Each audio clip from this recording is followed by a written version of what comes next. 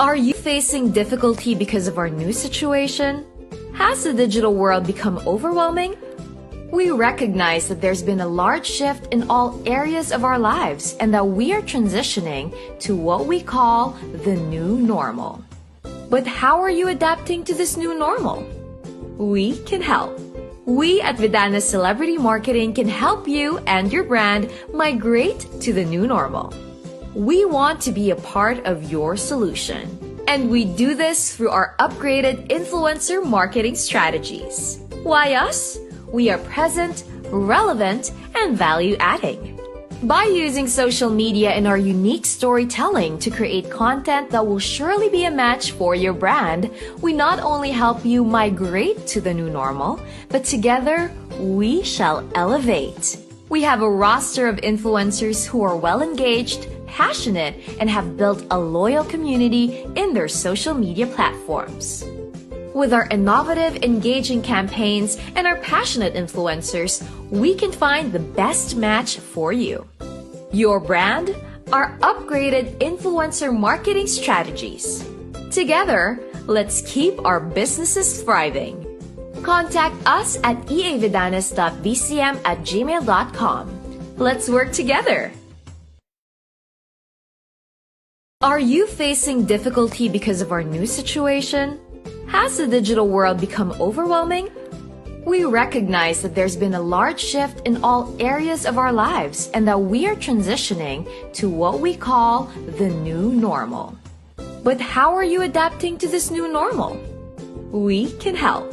We at Vidana Celebrity Marketing can help you and your brand migrate to the new normal. We want to be a part of your solution. And we do this through our upgraded influencer marketing strategies. Why us? We are present, relevant, and value-adding. By using social media and our unique storytelling to create content that will surely be a match for your brand, we not only help you migrate to the new normal, but together we shall elevate. We have a roster of influencers who are well-engaged, passionate, and have built a loyal community in their social media platforms. With our innovative, engaging campaigns and our passionate influencers, we can find the best match for you.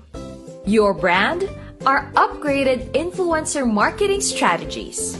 Together, let's keep our businesses thriving. Contact us at eavidanes.vcm@gmail.com. Let's work together.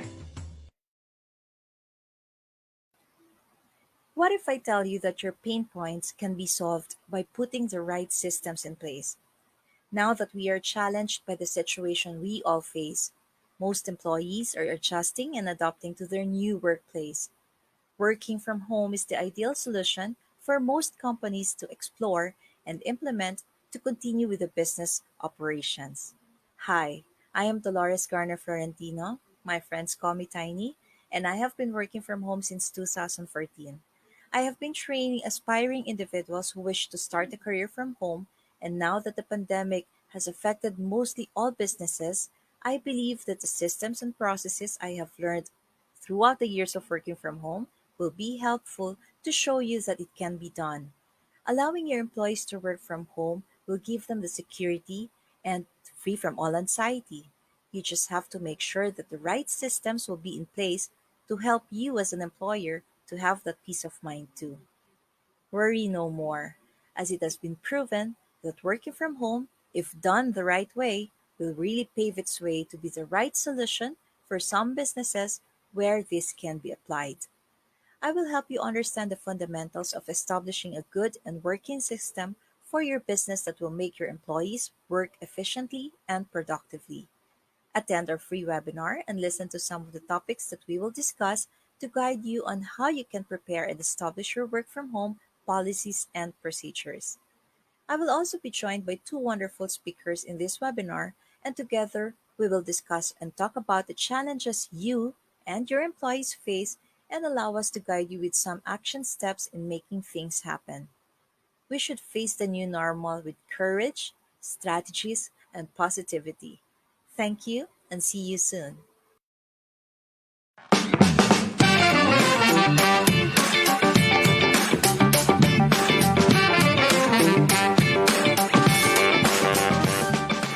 you guys, and welcome to Adulting with Joy Spring, the how-tos of your 20s told by a 20-something-year-old traversing through adult life expectantly and with gusto.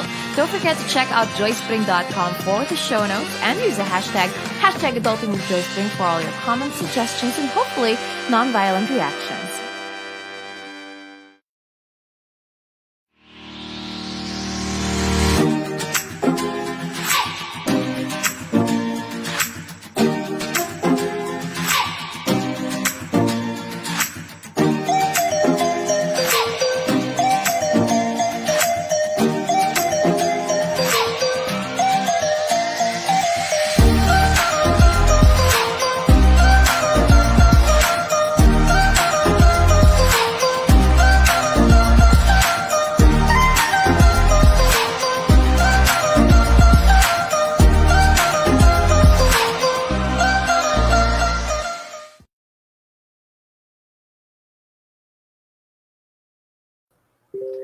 Good morning, ladies and gentlemen. Welcome to our webinar, Reinvent Yourself to the New Normal. This webinar is presented by VCM, the Celebrity Source.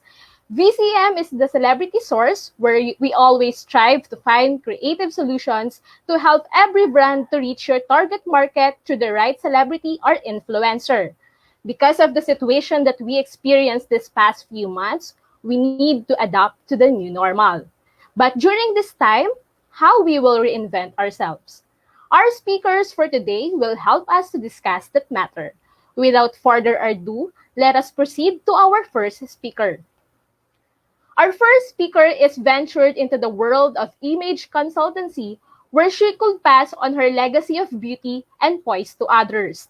A former board member of the Professional Models Association of the Philippines, and a former board member of the Philippine Society for Training Development.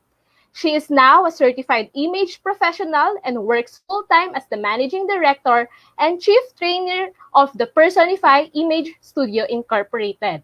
Let us all welcome Ms. Abigail Arenas de Leon. Hello, everyone. Good morning and welcome to this wonderful session. Okay, my name is Abigail Arenas and I am your certified image professional.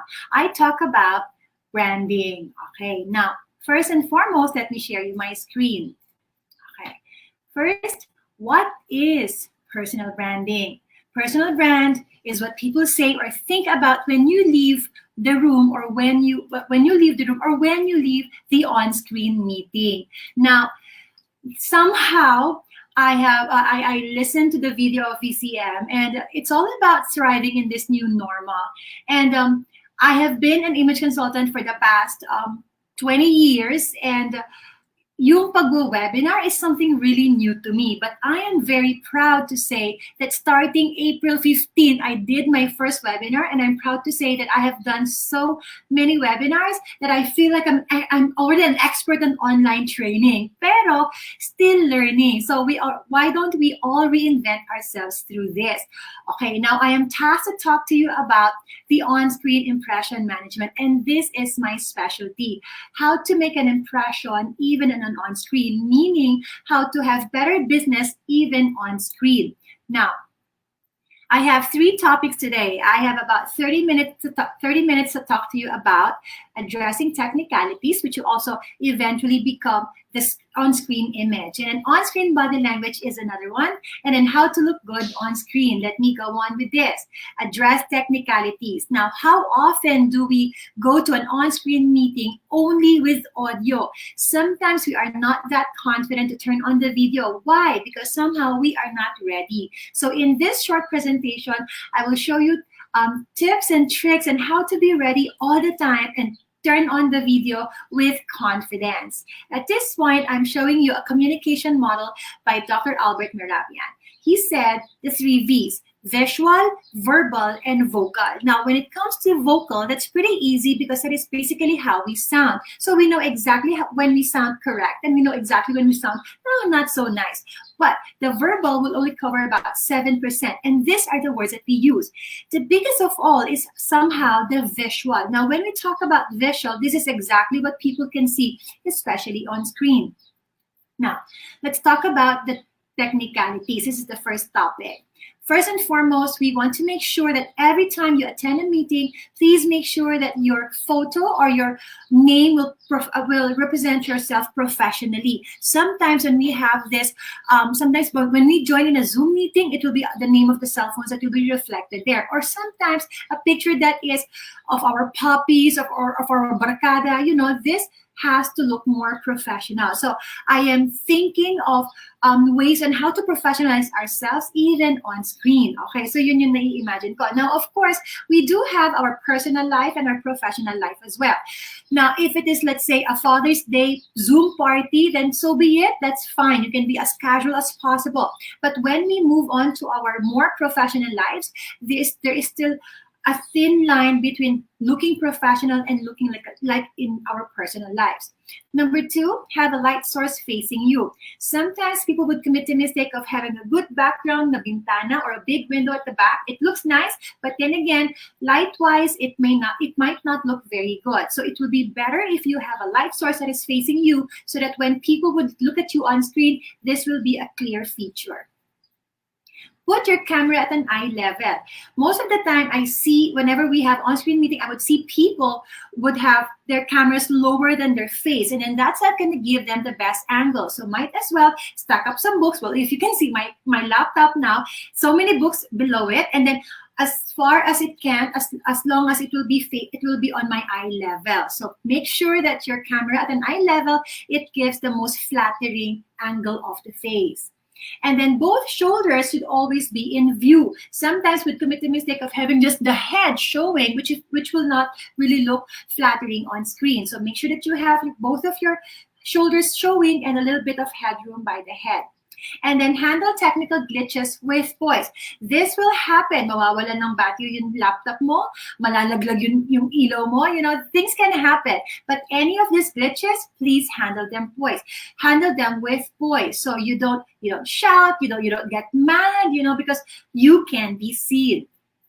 Find a workspace with a door. That way you get to control what would happen inside your room. Sometimes I even need to put a sign outside webinar going on. So if you can find a workspace with a door, or if not, you can always find a dedicated area or dedicated spot, meaning sometimes I'd see people having their workstation in the dining room or the dining area. That's not the wisest choice, because as we all know, that the dining area or the kitchen area or the dinner table is the busiest place. Pinakamataas ang foot traffic niyan. So please choose a dedicated spot wherein you can be alone and you can be quiet somehow, so that when we go there, you know that you're going to be working. So don't use that area to sleep or to relax or even to watch movies. Use it as a dedicated workstation. And then be 100% present. It's so easy to somehow multitask whenever we are on screen. But the thing is, the moment you start using your other gadgets, that can actually split your focus. So make sure that you will be there by 100%. And then create a professional working environment. Now, I actually have a picture that I'd like to share to everyone. And this picture is a very good example of a workstation. It's not my workstation, but at least I have the basic. So number one would be a basic light that would be facing your face. Good Wi-Fi is very crucial nowadays. Akala ko malakas na yung Wi-Fi, only to know that we need more. Okay, so we better check on that Wi-Fi.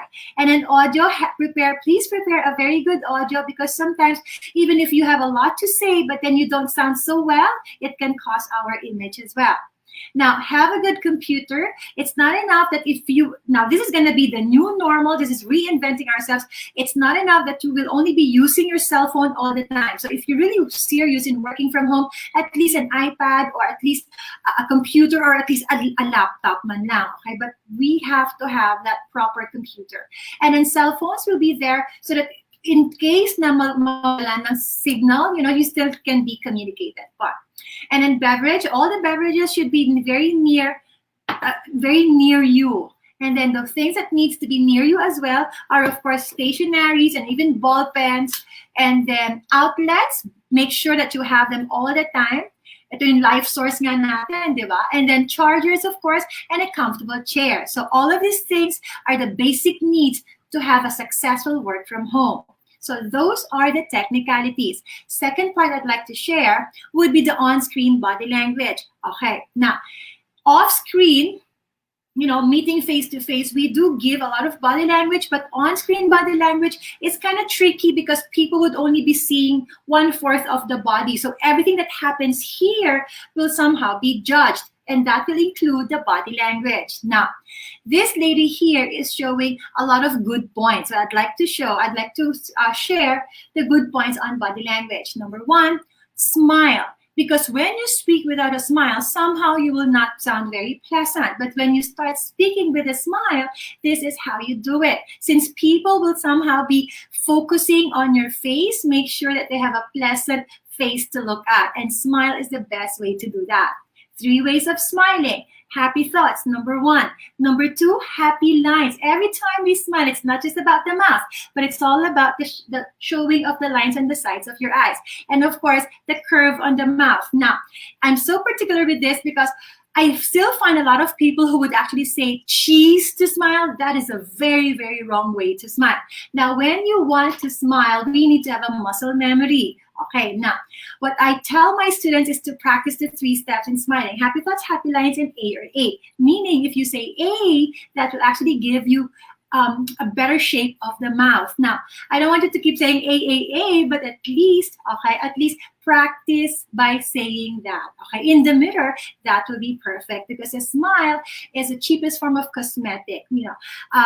You don't even have to buy it, you just wear it, but it makes everyone look so much better. So off-screen or on-screen, that will be the number 1 body language. The number 2 body language is all about good posture. I've mentioned earlier about having the shoulders showing, and it's so different when one would sit like this. So if you want people to show that you are confident enough, it's not just about knowing that confidence or feeling it, but you have to show that. And showing confidence, the best way is to practice the good posture. Now, while sitting down, I have a tip on that. Okay. The ears and the shoulders should have a good alignment. And that way, it shows a better posture. There you go. And then eye contact with the camera. As much as possible, we have to look at the camera. Or at least, let's say, for example, if you have a Zoom meeting, at least locate your mini screen right there on the very top. Thank you. All right. Thank you. Okay, so please make sure that your eyes are going to be on the camera. That is why it's very important not to be looking at anywhere, or as much as possible, focus on the people you are talking to. Nod when needed. Okay, sometimes when we are in an on-screen meeting, most of the time we will be muted. But even if we are muted, it doesn't mean that they don't see us. So whenever there's a point that you wanted to agree, nod when needed, even when they don't hear you. Lean forward is another one. Look at the difference if you are going to be leaning back. Sometimes it's so easy to use the back of the chair just to relax yourself. But the thing is, on an on-screen meeting, it will show a lot of focus and attention if you lean forward. Those are the first 5 body language that are positive. Now, what I have next are the top 5 most negative body language. Number 1, sliding on the seat. You don't want to appear sliding on the seat. You're going to appear smaller from the screen at the same time. And then fidgeting. Any movement is going to be considered to be a negative body language. Swiveling your chair is quite tempting, especially if you are not the one talking, but that would look too playful in the on-screen. Constantly touching your face is another one. So sometimes, kamot ng kamot, you do not constantly touch your face. Try your best to avoid that. And then finally, the last one, this one, when you rest your face on the hands. I often see this on on-screen meetings, and it is such a big turn off. So as much as possible, you have to remind yourself, do not rest your face on hands. And then my final point is how to look good on screen. I have a few tips for all of you today. Now, first and foremost, why do we want to look good?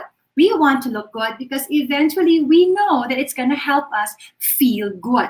Now, let me pause there for a moment, because when we talk about feeling good, there are a lot of things that can actually make us feel good. Let's say, for example, a good breakfast is going to help us feel good, or an early delivery of a package we've been waiting is going to be a feel good. But these are all external factors, meaning we need to wait for them to actually happen. We need to think of a way wherein we can actually feel good. When you think about it, the easiest way for us to look good, to feel good, is actually to see ourselves in the mirror looking good. So if you have a chance to see yourself in the mirror looking good, it's a guarantee automatically it will help us feel good. Look good, feel good, that is the easiest concept, but it doesn't end there, because the moment you put effort on looking good and then it starts to make you feel good, there's another step, and it talks about proper projection. Proper projection would mean carrying yourself well. It's easier to have a more positive body language. It's easier to stand properly or even to smile properly when you have the right foundation. And if you want to talk about credibility and smartness, these are all proper projection. Hindi pa tapos. There's a big bonus after this. It talks about getting positive responses.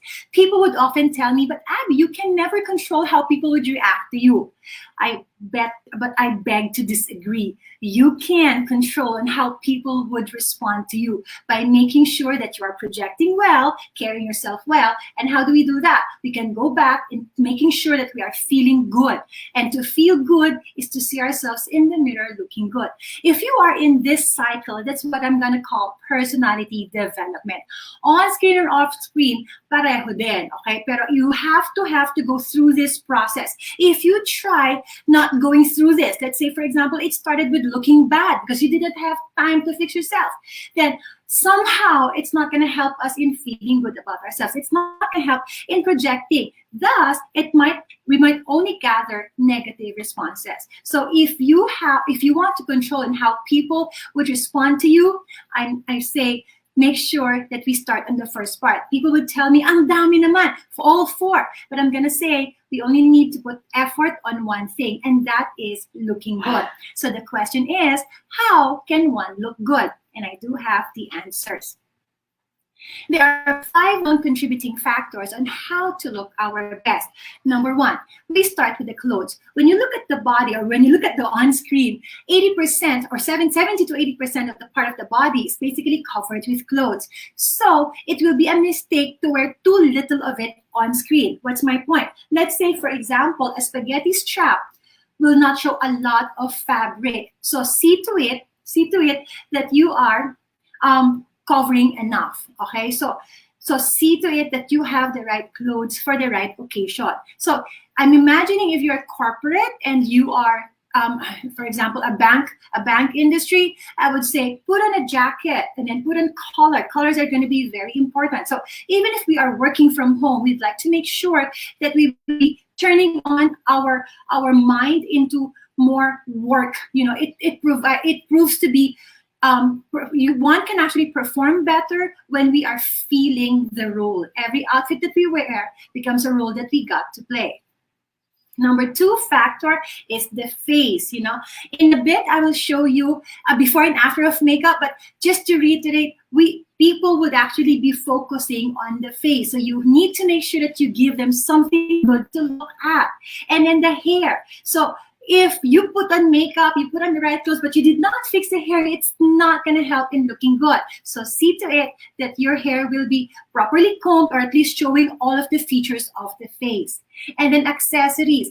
On screen, we have to make sure that not too much movement or no accessories that will actually sound too noisy even on screen. And then hygiene. Hygiene can be seen. Sabihin sa akin ng iba, parang, how can you see hygiene on screen? Oh, yes, you can. And I have a photo to prove it to prove this to you in a bit. So let me show you this. Ito muna pala.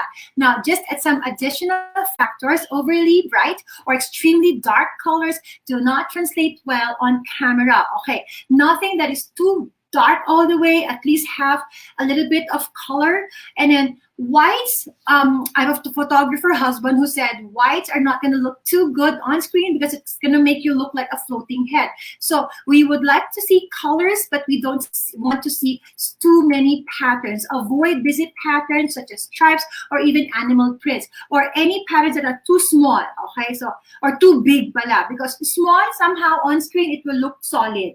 So avoid busy patterns. And then dress conservatively, please. Okay. Properly fitted, avoid tank tops, low cut tops, crop tops, or anything sheer or mesh. So imagine if you have a light source in front of you, the moment you turn on your screen, tapos ang liwanag pala, so you might be showing too much, okay? And then jewelry, make sure that your jewelry isn't overly sparkly. It's also best to avoid pieces of jewelry that make noise when you move. So see to it that nothing will move, nothing will make too much noise. Now, let me show you this picture here, the essential of makeup, okay? This is me before, okay? Wait lang. I'm just gonna have to show you this. So this is me.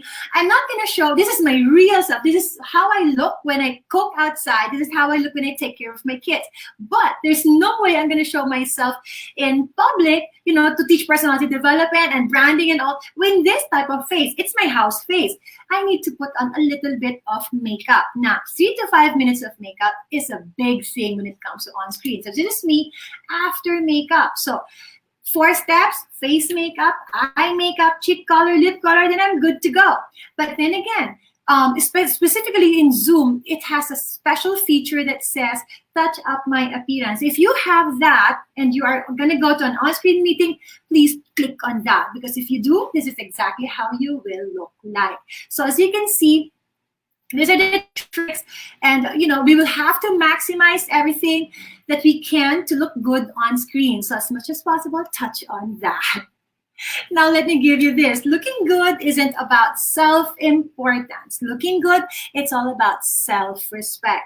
So when you are making yourself look good on screen, somehow it's not all about vanity. Look good, feel good, carry yourself well, and then get positive responses. Meaning, if you want to thrive business, okay, if you want to thrive in your business, if you want to close deals, so of course you're gonna have to make sure that you get ready, you know, prepared and lahat ng documents and all. But then again, do not forget that you are the messenger, and what the messages that you bring in, it will always be read through this screen, okay? So see to it that you will take care of that. So address your technicalities, make sure that you have the right body language, and make sure that you look good on Zoom. It doesn't matter if it's about the hair, the makeup, or the clothes. Please put effort on that. And I'd like to do a promotion, okay? My name is Abigail Arenas, and you can find more tips and lectures on my YouTube channel, Abigail Arenas Official. Please follow me on Instagram as well, and then on Facebook. And then I'm also a teacher on Edu Rescue, so please join us there. So, and I'm also promoting my book. It's called 88 Things Every Professional Should Know or Else. So this one, I made this book just to be able to reach to a lot more people, because I know for a fact that image or branding has something to do with the way we carry ourselves. So if we want to be successful in everything, do not forget to put in the image. So again, this is Abigail Arenas saying thank you very much, and it's a beautiful day. Thanks. Thank you so much, Miss Abby, for what a very informative talk. So please stay ka muna dyan, and let's move on sa ating next speaker. But before, guys, thank you so much for tuning in. Again, I am Kathy Jane Picod. This webinar is presented to you by VCM, the Celebrity Source. VCM, the Celebrity Source, always strive to find creative solutions to help every brand to reach their target through marketing, through the right celebrity and influencer. And I guess this is the time para i-introduce na natin ang ating next speaker. She is a TV presenter, podcast host, digital creative, and philanthropist. Passionate about purposeful living and helping people maximize their individual potential for the greater good. She created Adulting with Joy Spring, I think may hint na kayo, which has become the #1 podcast in the Philippines, helping young adults on life, love, and everything in between. With more than 220,000 listeners globally and 1.5 million streams across all platforms. Because of the new normal, live events are slowly transitioning online. Since the quarantine started, she has been broadcasting live from her home studio to host and guest on several events. Paradigm shifts are happening right before our eyes, and the world as we know it has changed dramatically. Working from home is becoming part of our new normal. An award-winning digital creative, she has created a webinar that aims to help in that transition. Without further ado, let us all welcome Joy Spring Trevino. Thank you very much, Kathy, for that wonderful introduction. Good morning, everybody, and thank you to VCM, the Celebrity Source, for having me here today. I'm so excited and so thrilled to be with all of you guys because I feel like this is such an important topic that a lot of people really need to hear. And Miss Abby gave such an amazing presentation on how important personal branding and imaging is. And I hope you guys got in some of the best advice from there. I was actually taking down some notes and listening so intently with Miss Abby. Although I missed the photo of her before, but I don't think it would be much of a difference from her beautiful face with her makeup. So maybe we'll see that later on. For those of you guys who are watching, we do have a Q&A session happening at the end of all the presentations of our speakers. So we have one more speaker after me. We have Miss Tiny, who'll be talking about the more technical side of working from home. But before I go on and talk to you guys about my presentation, even though I only have 30 minutes, I want to say hello to everybody who's tuned in right now, to Lay, to Paulina, to Abba Marie, to Atirona, to, of course, Chris, Angelica, to Mary Carr, to JJ, to Miss Lulu also, all tuned in right now, talking about reinventing yourself for the new normal. Now, I have to say that this is actually a topic that we've been constantly talking about on the podcast. And even before this whole thing happened, this new normal unfolded right before our eyes, I was sitting down with Aaron Ataide for one of our podcast episodes in Adulting with Joy Spring, and I asked him a question because he would always interview celebrities, athletes, international people who have been successful in their own careers. And I would ask him, what is the one thing that makes successful people succeed? And, I was kind of really thinking about it. Sabi ko, baka it's intelligence, maybe it's also, talent. But he told me his answer, and it wasn't any of those things. It was one simple thing, and it was adaptability, or the capability of one person to adapt to change, to reinvent themselves, to actually fit into the circumstances or the situations that they're currently faced with. And that's precisely what we want you guys to learn today. How do you adapt and reinvent yourself to be able to adapt to this new normal and actually not just survive, but also thrive in this new normal? Now, Miss Abby had an amazing presentation about imaging and personal branding. And for my talk, I actually will be giving you the 30-minute version of an hour and a half talk that I would usually do, which is mastering productivity while working from home. And the reason why this is all so important, all of the talks that you'll be hearing today, is because it's a holistic approach to this new situation that we are currently in. If you are working from home, or if you are a business person, if you are an artist, a freelancer, a digital creative, or even if you are one of our frontliners. These are some of the things that are very, very important, because even if you're not working from home, you're also doing your relationships and connecting with people in a different way now. It's not like we go into restaurants or pubs or in our pulpit in churches. We don't see people the same way. We don't connect to people in the same way anymore. And so even in your personal life, these are the things that we feel like could really help you. And so for today, I have 3 major points that I'd like to talk with you about. And I'm going to forego my presentation because it's just 30 minutes. So it's going to be a quick rundown of those 3 points. And these are the 3 productivity practices that I'll be teaching you guys today. Now, the 3 P's are, I'll run them down to you guys before we go on, okay? The first one is purpose, or finding your why. The second one will be perseverance, or forming your daily habits. And the third one is perspective, or seeing the bigger picture. Now, let's go to our first point, which is purpose. Oh, diba? Meron talaga akong props para sa inyo. Purpose, or finding your why. Now, the reason why this is my first point is because I always believe that direction is more important than speed. Not that speed is not important. Of course, the pace that we go through our life is also very important. We can't go on living our lives lazily and telling ourselves, okay lang yan, I'm going to the right direction anyway. Because to be completely honest with you, hindi naman natin alam how much time we have left in our daily lives, right? We didn't even know that this whole pandemic would happen. We didn't know that this would be the year that will see such a huge paradigm shift in our lives. We didn't know all of these things. But I feel like direction is really more important, because I'm going to tell you a story, and it's a story that I constantly tell whenever I do this webinar. And it's one of those times when I was still driving around, back before this new normal happened. And my personality is, anytime that I feel stressed, or anytime that I feel like I'm too much into deep to my work, that I can't think anymore, I can't breathe anymore, I usually would go out of town and drive by myself. And I had been wanting to go to Batangas to go by a beach for the longest time. And I just packed my bags. I went quickly. I got into my car, packed quickly, and I started driving. As in, sobrang bilis ko that I actually reached the highway in about 30 minutes. And where I lived from, it's a little far. And, I was in the highway and I was like, I got here really quickly, but this doesn't look right. And then I realized that I was going to Batangas, but I was actually on NLEX instead of SLEX. And the reason why I'm telling that is because sometimes, our concept of time and our concept of productivity is always, I need to do things quickly. I need to do them fast for me to be able to achieve the thing that I need to do.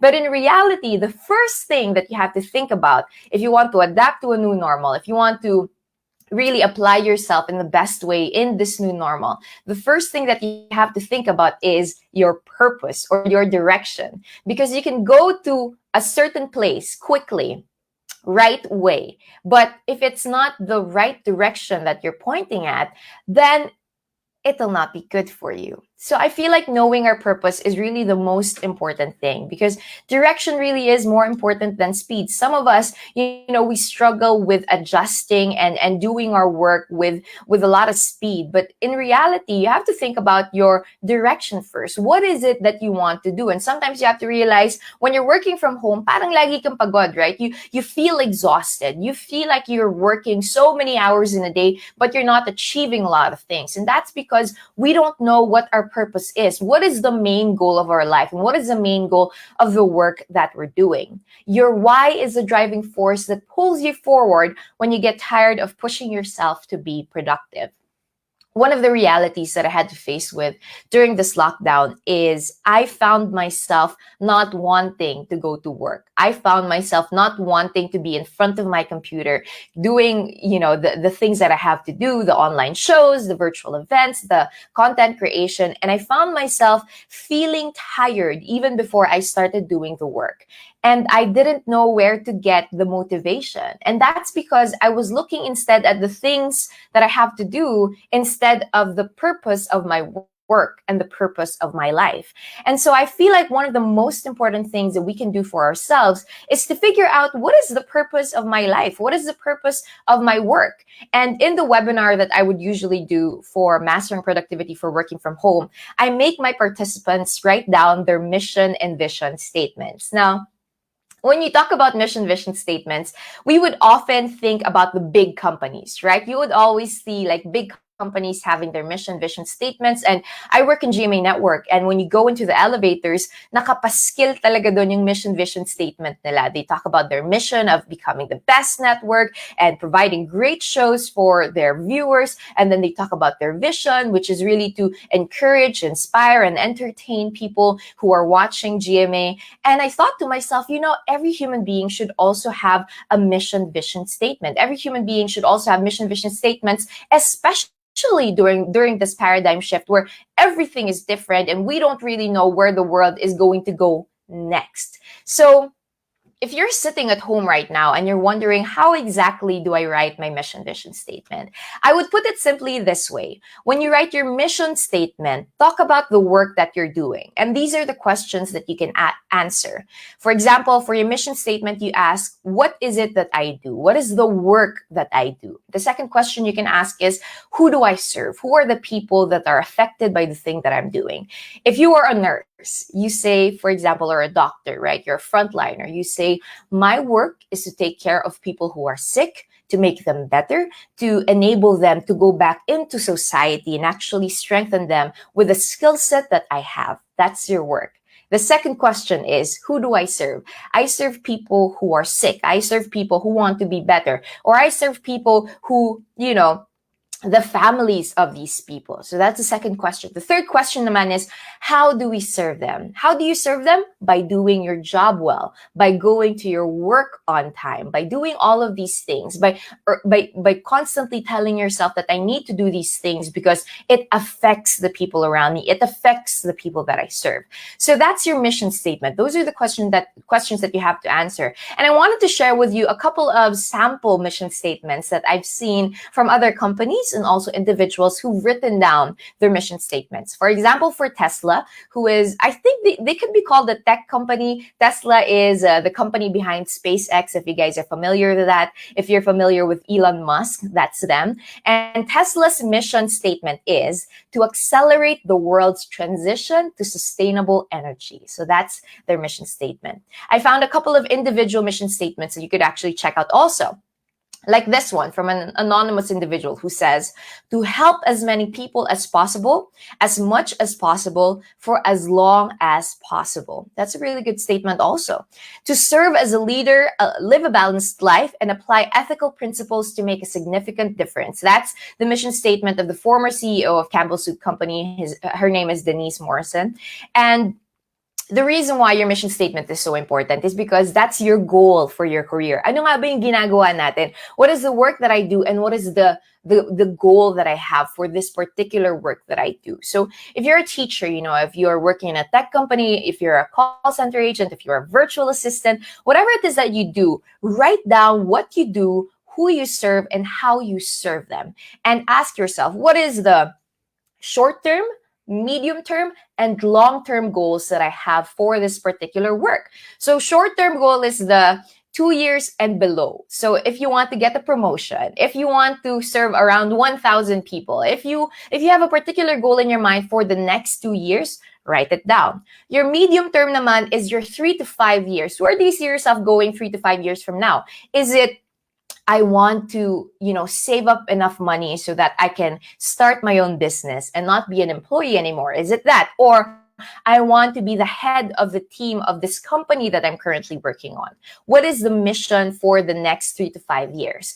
And then write down your long-term goal as well, which is your 5 years and above, 5 to 10 years with your work. What do you want to achieve, right? Do you want to be able to train people in the future to actually enable them to do the work that you once did, but better? Or do you want to eventually buy a house for your family, eventually buy, a house for your parents? Or do you want to put your siblings through school? Do you want to make plans for them? Do you want your mission to be that? So write those things down, and you'll see that when you're constantly reminded of your mission, it's easier for you, or it'll become easier for you to actually get up in the day and do your work, even though your emotions, even though you are tired, even though you find yourself exhausted in adjusting to this new normal. That's the first part. Now let's go to the vision statement naman.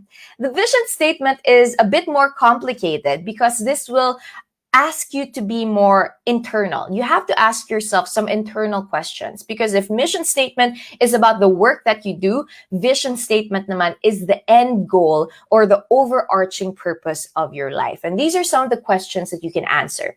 The first one is, what are your hopes and your dreams? The second, what problems are you trying to solve for the greater good? The third, who and what are we inspiring to change? And I think the main difference between your mission and your vision statement is that your vision statement doesn't always change. This is the overarching purpose of your life. And this is something that you will always look forward to, whatever your mission is. To give you a little bit of a personal background, for the longest time, because I wrote down my vision statement when I was 22, I am currently 27 years old. And when I wrote down my vision statement, my mission statement was, I wanted to travel the world, and I wanted to one day be able to interview and host for international acts. That was my mission statement.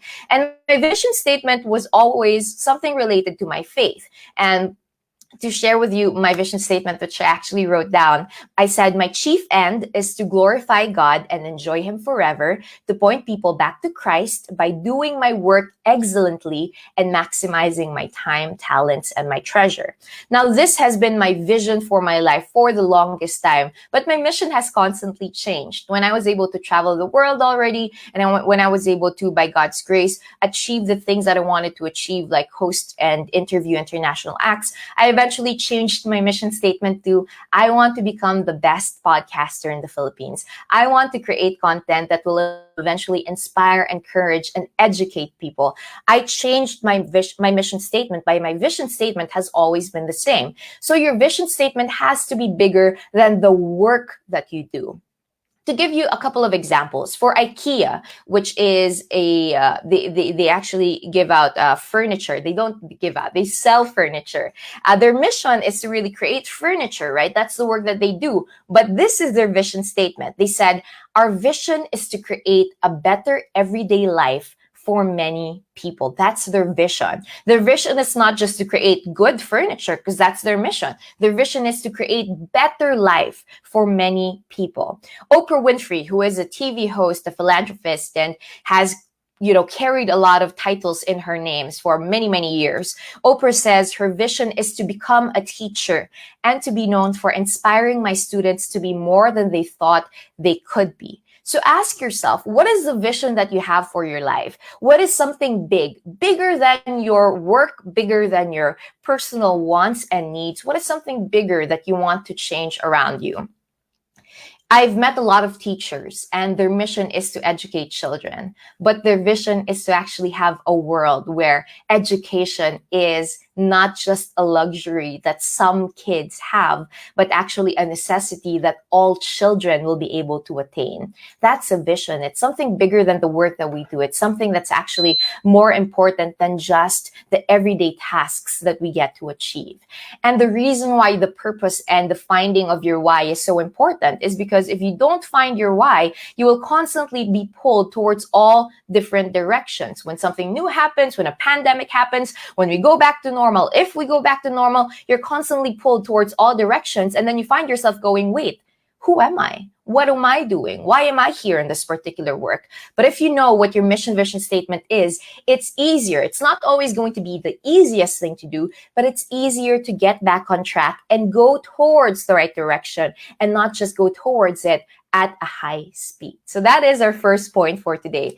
I wanted to read to you this amazing quote by Helen Keller, one of the most significant historical figures of our time, Helen Keller was deaf, mute, and blind, but she is also the first other abled person in the world to actually get a college degree. And she went on around the world to give talks, to teach with her teacher. And she says, true happiness is not attained through self-gratification, but through fidelity to a worthy purpose. I implore you today, find that worthy purpose, and all the other things, productivity and success, those will be the byproduct of a worthy purpose.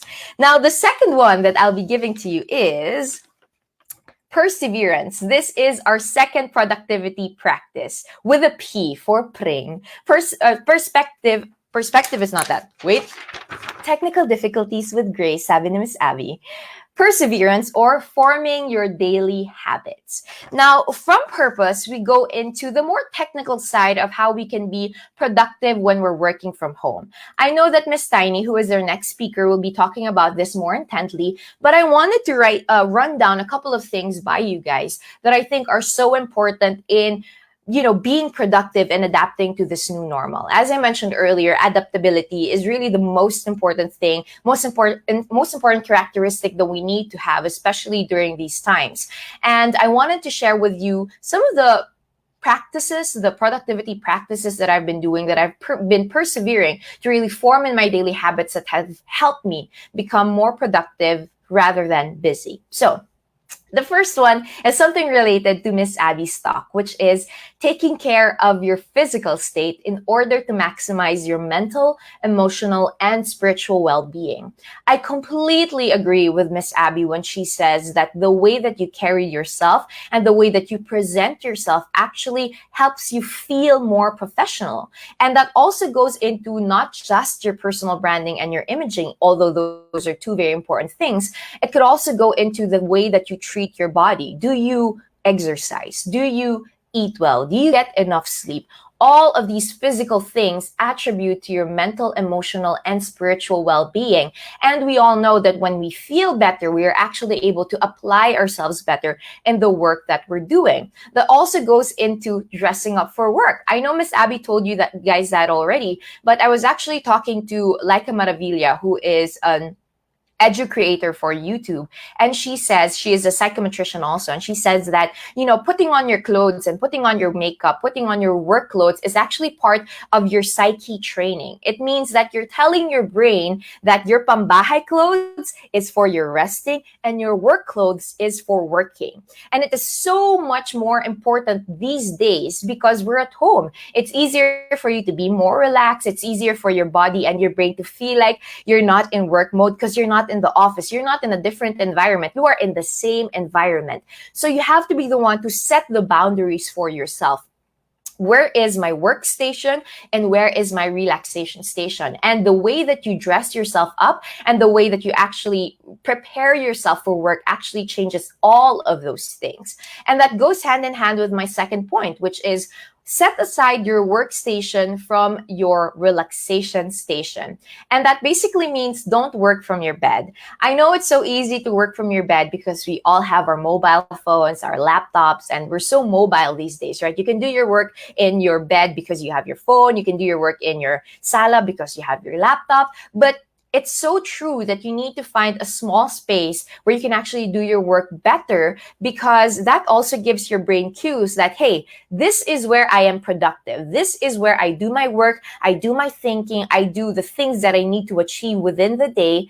And that is where I watch Netflix and eat with my husband. And one of the first things that Juancha and I, my husband and I, had to figure out the beginning of this ECQ is putting together a workstation for myself and then putting together a workstation for him. So we're kind of separated throughout the day just by working on our computers, but that really gives us a sense of productivity and creativity as well. When I know this is my workstation, it's easier for me to go down and say, love, it's time to rest. It's time to cook for you. It's time to actually bond.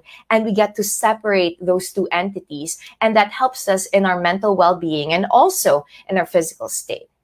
Now, the next thing that I wanted to talk to you about is the Pareto principle. And I'll quickly run this by you because we don't have much time. And the Pareto principle basically means the 80-20 principle, which says that 20% of the work that you do actually amounts to the 80% of the output that you have. And I think that could actually be applied to working from home, in that it doesn't matter how long your work hours are. What matters is how much work you're able to do in those hours. So instead of stretching your work hours for 16 hours within the day, cut that down to 8 hours and make sure that in those 8 hours, you're actually doing productive work. And how do we do this? What I do is I schedule everything. Think about the work that you're doing at home not as a schedule by schedule thing, but more of a task after task. If you're looking at it from schedule to schedule, it's easier for you to stretch out your day because, I just need to finish this in the next hour or whatever. But if you look at it a task and a timeline for those tasks, you say, okay, from 1 to 6 p.m., I need to achieve all of these things instead of stretch it out throughout the day. So if you look at classical musicians, they would always, I think I was reading this article, and it says that classical musicians would rehearse for 6 hours a day, but those rehearsals actually require 90 minutes of work and then 20 minutes of rest. So in those 90 minutes, they don't stop rehearsing. They keep rehearsing and doing all of the things that they need to do. And then for 20 minutes, they actually set aside time to rest, to actually be quiet, do breathing exercises, get a cup of coffee, get something to eat. They schedule all of those things. So make sure that you're thinking at it from a task basis and a scheduled task basis, and not just your schedule spreading out throughout the day. And one of the ways that you can do this is you could actually search the Eisenhower matrix, which separates your work into 4 panels: the important and the urgent, the important but not urgent, the urgent but not important, and the not urgent and not important.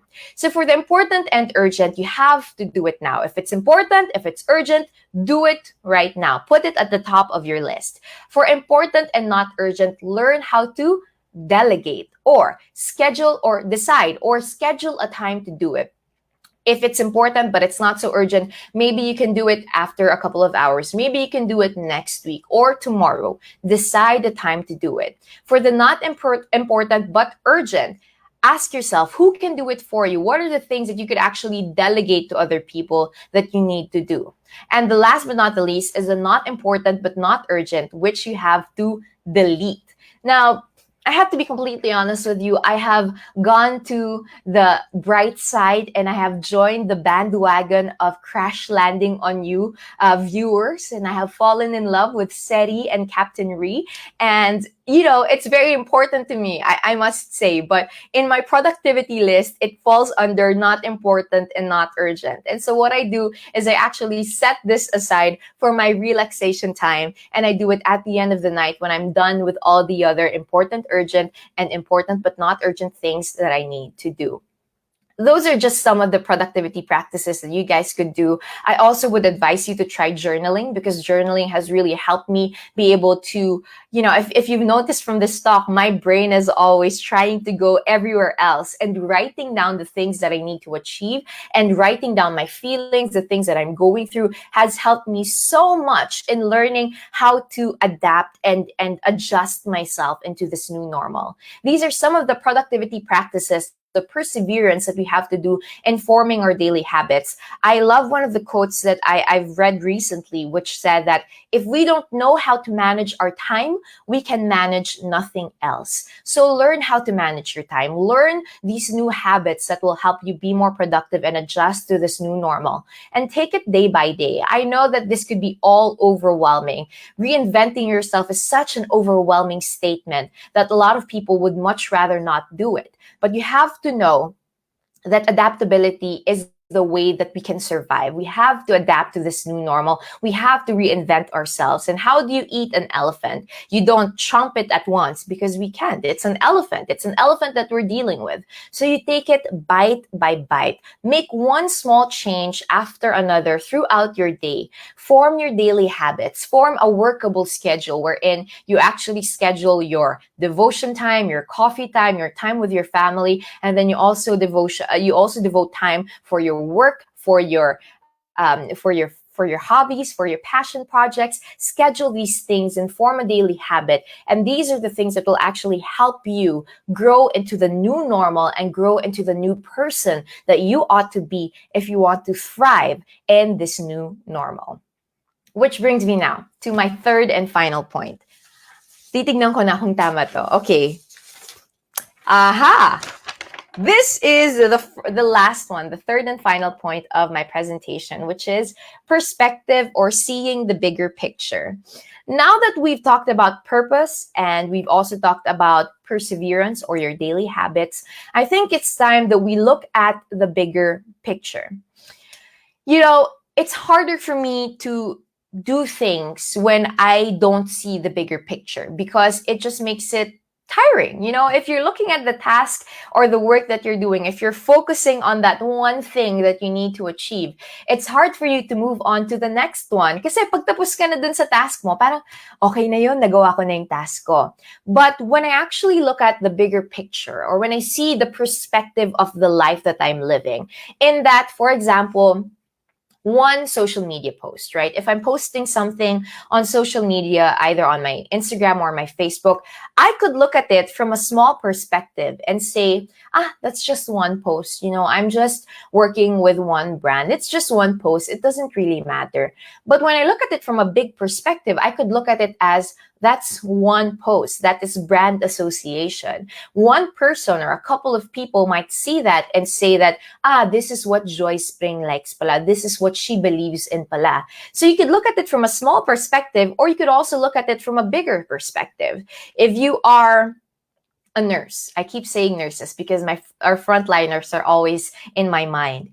If you're a nurse, you could look at it as, it's just one patient. I'm just doing IV on one patient. I'm just checking the BP of this one patient. You could look at it at that small perspective, or you could also look at it at the big perspective of, if I help this person become better, become healthier, if I do my job well, and if I become productive enough that my work actually affects the life of this person, I don't only make this person be better. I don't only aid to this person becoming healthier, but I also aid to the life that he will be living in the future with his family, with the community that he belongs in, with the company that he works for, with the country that he resides in. If I look at it at that big picture, then my heart for my work will also constantly grow. So I ask you guys, look at the big picture. Look at this new big picture that we are currently faced with. You adapting to the new normal and you becoming more productive is not just about you. It's about the people who are surrounded by you, and it's about the work that you do that eventually affects thousands of people around you. I've read this amazing book by C.S. Lewis, and it's called Mere Christianity. And he says that one of the things that could really change the way that you see other people, if you see them as not just a human being, but an eternal being in a human being's body. So every person that you talk to, every workmate, every family member, every person that you interact with, is nothing, it's not just mere mortals. It's eternal beings in mortal bodies that have eternal purposes. And so the way that you conduct yourself, the way that you do your work, the way that you adapt to this new normal doesn't just better you, but it also betters the people around you. So look at it from a bigger perspective and remember that the small changes that we make in order to stay productive and to adapt to this new normal on track today actually paves the way to our future successes and to the people around you. Our decisions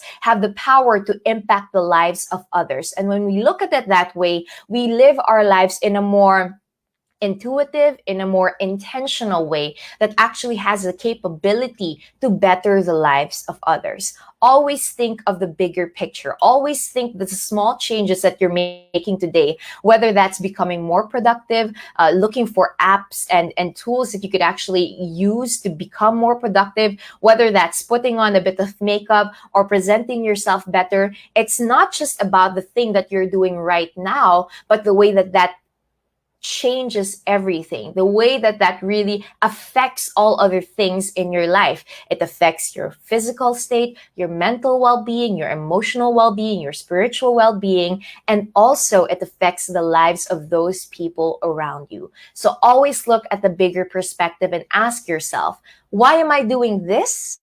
Not only for me, but also for those around me. So those are the 3 points that I have for you today in mastering productivity for work from home. And I wanted to reiterate it once again, hopefully this time around in the right pace. Purpose or finding your why. Second, perseverance or persevering to form your daily habits. And the third one is perspective or seeing the bigger picture. Once again, my name is Joy Spring. Please do stay till the end of the talk as we will be doing a Q&A with the rest of our speakers. I'd like to thank again VCM, the Celebrity Source, for having me a part of this free webinar. We hope you guys enjoyed and learned a lot of things. We still have one more speaker to talk to you guys, so please do stick around. Please don't forget to follow me also on my social media accounts that you can now see on my screen. Make the Right Choice on Instagram, Joy Spring, and also on Twitter. YouTube, Make the Right Choice. My website is joyspring.com, and you can listen to my podcast, Adulting with Joy Spring. We also offer this webinar for full. If you guys are interested in that, please don't forget to also contact VCM, the Celebrity Source. Thank you very much for having me. Kathy, back to you. Thank you so much. Thank you so much, Joyce. That was such an inspiring talk. I agree with Joyce. We really need to know our purpose We need to have perseverance and remember always look at the big picture. I hope na we will apply this one not only sa work but also sa ating daily life. Once again, Reinvent Yourself to the New Normal is presented by VCM, the Celebrity Source. VCM, the Celebrity Source, always strive to find creative solutions to help every brand reach your target market through the right celebrity and influencer. We came up with this webinar idea because we wanted to help every company or everyone transition to the new normal, from working from office to working from home. And guys, later we will having a question and answer portion. Please do comment your questions for our speakers. And for our last speaker, she is a founder of Philippine home-based virtual assistants, a professional virtual assistant advocating work from home. She have worked with different clients and have learned a lot from them. After 5 years of doing it, she wants to give back and help others who want to start a career from home by training and honing them to become work from home ready. So without further ado, guys, let us all welcome Miss Dolores Florentina.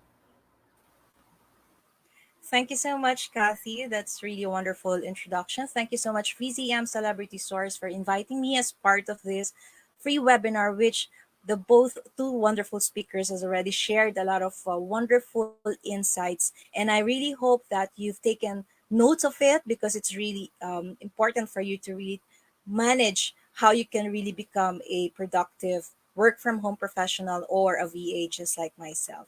So without further ado, I would like to jump in into my presentation. So I will be discussing a topic that I believe everyone would like to learn about these things. So we have been talking about productivity at work. So for me, I am in charge in discussing how to have your skills enhanced. And this is very helpful, especially if you're reinventing yourself as an employee or if you are thinking of career change or a career movement.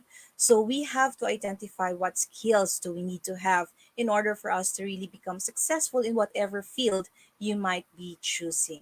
Okay, so I'll jump into my first. So who am I? Kathy has already mentioned I'm the founder of the Philippine home-based virtual assistance community.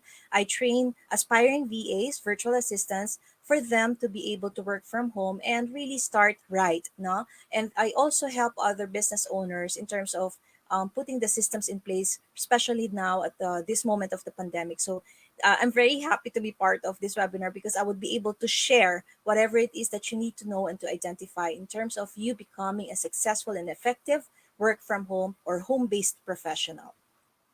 So, what are we going to cover in this discussion?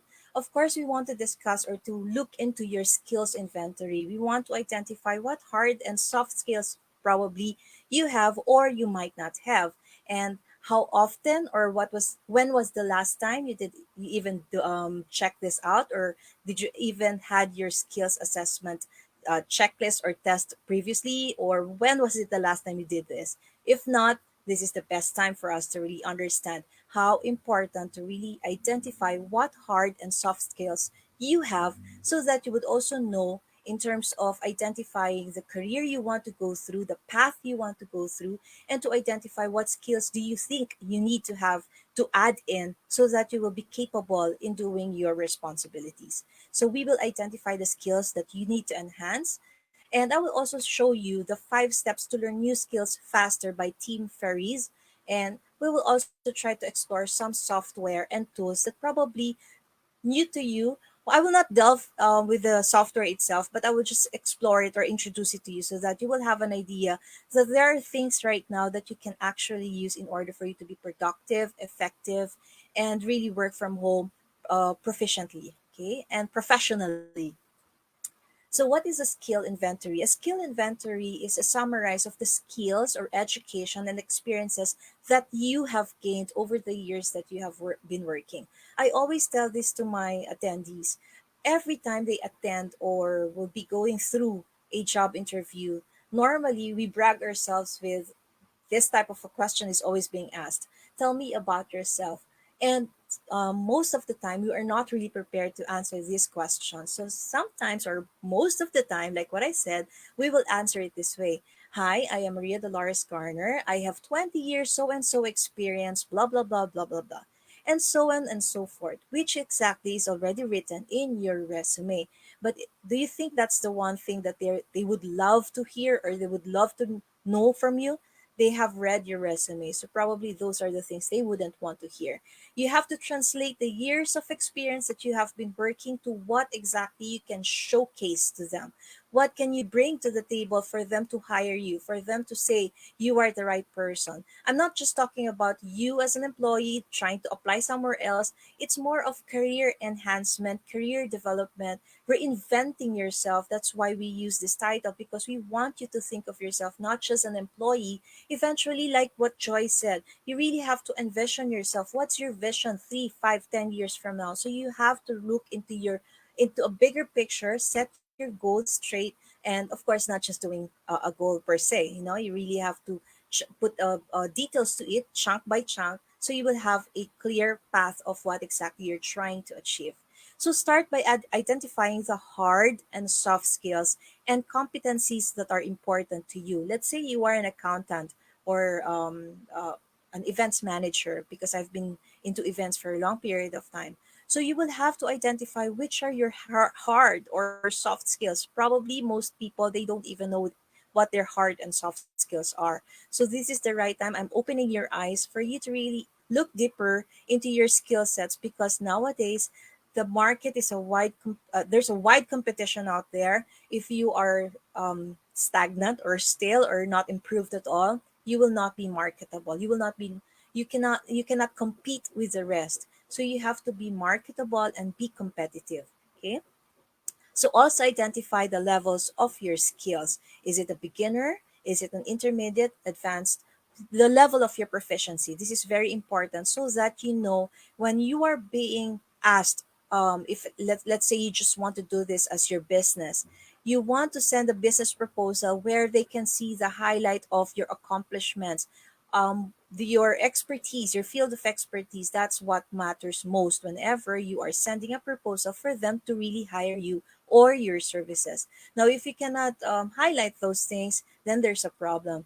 That's the part that where you really have to look into your resume or your portfolio or whatever it is that you have, in order for you to become marketable and competitive in this world. Now that the world has really changed with this pandemic that we have, we really have to be creative to reinvent how can you stand up amongst the rest, or stand out rather amongst the rest.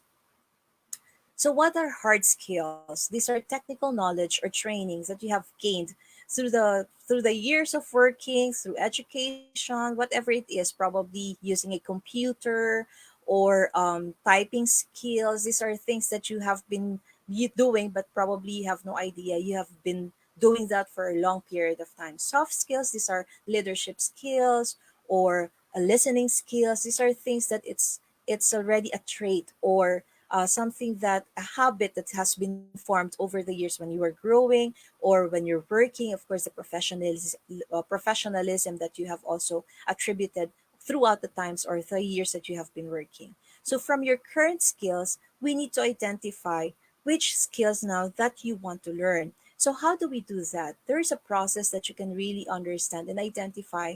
Okay, I have these skills, but I don't know what exactly skills I have. So now you can actually research it if you want it. You can actually go through a checklist, or a skills inventory checklist, which it will ask you which of your hard skills or soft skills do you already have right now. So just to give you an example, here are some of the hard skills that probably you have already been doing, but you have no idea that you have been doing it. And so the soft skills that you probably also been practicing it, but you have no idea because you're not doing an assessment. So it's the time now. This is the best time for you to really go through it and do an assessment for you in order to really enhance your career and add something new to your skills. Again, it's not just a matter of the knowledge or the years of work experience. It's the matter of you are always hungry for knowledge, hungry for something new that you can always bring to the table and say, this is the new trend and I know this. I have been using this for this months or years. It's highlighting something that you're always constantly learning something. So you're not being left behind. You are on the dot. You know what actually is the selling, how you know how to sell yourself, and that's very important. When you brand yourself from the topic that Miss Abby shared, you have to learn to brand yourself not only from the physical attributes, but also in terms of your skills, your knowledge, how you're going to deal with the tasks and responsibilities that are going to be assigned to you, or is going to be assigned to you eventually when you own your own business, or probably if you have a promotion in your employment, or if you want to run your own business by yourself. Okay, so here, Tim Ferriss is the angel investor for advice or advisor for startups, and I think he was able to create these steps because of, like what I said, he helps he helps and continuously help startup business owners in order for them to identify what skills do they need to have or they must have in order for them to manage their businesses. So I will not talk about him anymore, but you can go and look into the website or internet and look for Tim Ferriss. Okay, he's a very well-known person. So first one, he says you have to set your goal. Like what Joy said, there's a quote: "A goal without a plan is just a wish." So if you're just saying, "I want to lose weight," but you're not doing some actions about it, you're definitely not going to lose weight. We tend to forget. I just want you to think about this. We are so focused in learning or doing our work on a daily basis but we forget to tend about designing our career path. Yes, maybe you've been working 5, 10, 15, 20 years with a certain position, but is that exactly what you want to do or how you want to end your career? Just being that in that position. I'm not saying it's something that or not belittling you, but I think what we tend to forget is to manage our own career. So in my discussion, it's somehow a mixture of career management, and when you go and develop your career, it needs a little bit of education, additional learning, because you cannot elevate or level up if you will be stale, or if you will be saying, I want to be a manager, but the workload that you know, or the ideas that you know, or the software that you know is from the Jurassic era. So you also have to pace up, you have to scale up in order for you to really say, okay, I'm building a good career for me. I want to become a manager 5 to 10 years from now. I want to manage people. I want to be able to train them and become a good or a better person rather than I am right now. So you have to set your goal. And when you set your goal, it's not just dreaming. So you have to wake up, do some actions. Other than that, if you're not going to do something about it, it will retain as a goal forever. Okay, so how do we do that? Why do we have to put some actions to it? We have to create, if you have that goal in mind, for example, you want to own your business eventually 5, 10 years from now. So that is your goal. Then, aside from your goal, what is specific um, actions do you have to put in order for you to achieve that goal? So we will use the SMART method. So I don't know if most of you have heard it, but I believe most companies they use this method, the KPI or the key performance indicators. But for now, we will use the SMART method in order for us to really identify how to create your goal and how to achieve a certain goal that you want and that you are aspiring or desiring for. So, of course, SMART stands for specific, measurable, attainable, relevant, and time based. So, what is a specific? Is the goal clearly written? Do you really see that your goal is something that you understand yourself? If it is not, then rewrite it. Think of it as if, okay, I think there's something wrong with my goal. If it is measurable, does the goal answer the questions of how many, how much, and or how often? That's just like the example a while ago. If you want to lose weight, you have to weigh yourself. So if you weigh, normally when you were younger, we weigh about 90 kilos or something. And now that we are getting older, of course, our weight is is growing as well. Not getting older, but it's growing as we grow old. And of course, you would, let's say you weigh about 200 pounds right now. So you want to go back to the 90 kilos, which we have to think, is it possible? So you have to really define what it is that you are measuring. So you just don't say, I want to lose weight, and then you don't even know what your weight is, how long, how many weight you want to lose, how long will you lose it. So measuring things that you can do in actuality is very important. Attainable. Do you have all the resources you need? So you want to lose weight. Do you have to go to the gym? Do you want to eat a proper diet? Do you have a dietitian or a nutritionist that will help you? So things have to really put into the right place in order for you to attain something. So if this is something that is missing, then go back to your plan again. You have to start from scratch. Okay, my goal is like this. My specific is I want to lose 100 kilos or 100 pounds for that matter. Measurable? Yeah, that's measurable because you've already mentioned you want to lose 100 pounds. Attainable? Probably you need someone to look at you first, a doctor to tell you, okay, you're fit to do this.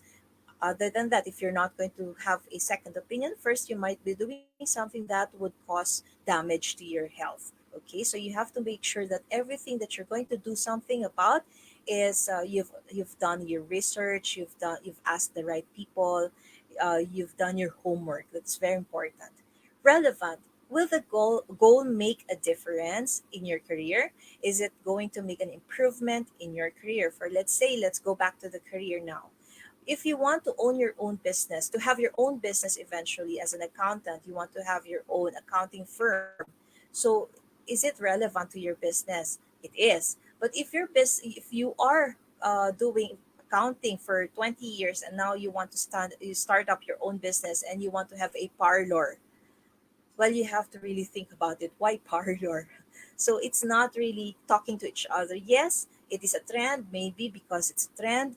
But the thing is, do you have a core competency to really manage a parlor or beauty or whatever it is that you want to have that is not relevant from your experience? So you really have to look into that. It's not impossible. It can be done. But the thing is, you have to prepare yourself a long period of time in order for you to say, okay, I am now managing a business that I really love and it's relevant because I have created something or done something in order for me to say that I can manage it. Okay. Time based. Does the goal state a specific completion date? You just don't say, I'm going to create a concert or I'm going to stage a concert. When is the concert going to be? Tomorrow. Of course, that's not even attainable because you cannot just raise a concert or start a concert by tomorrow. So you have to have a clear timeline, a target for you. Now, going back to the first example, if you want to lose weight, 100 pounds, how do you think you can lose the weight? How many months, years do you think you can lose the weight? So it has to be realistic as well. Okay, so the R can be a realistic or relevant. Right. So this is very important for you in order to achieve a goal. If you're not going to use this, if you're not going to practice this method, then you will always doom to failure because you're always planning or thinking of a goal setting or planning for something, but you're not actually putting chunks into the action. You're not dividing the actions that you need to really have. Then that will be the problem because you do not have the specific information that you need. So if you're not following through this, it's something that you have to try doing now and to improve yourself or to help yourself improving the right way. So think of all the reasons you might give up as a list of mutual goals. So we know for a fact that sometimes we lose our motivation because we're so focused on things that we want to achieve it. We know that it's tiring most of the time. You have to include that in your SMART. That's why when Joyce mentioned about the Pareto principle, that's really true. You really have to give yourself a leeway or a time for you to relax, because time will come, you will get burnt out, you will lose the motivation. So at least if you have planned it ahead, you're expecting it to happen, then at least you know when to unplug. That's very important. Unplugging yourself for something that you love to do.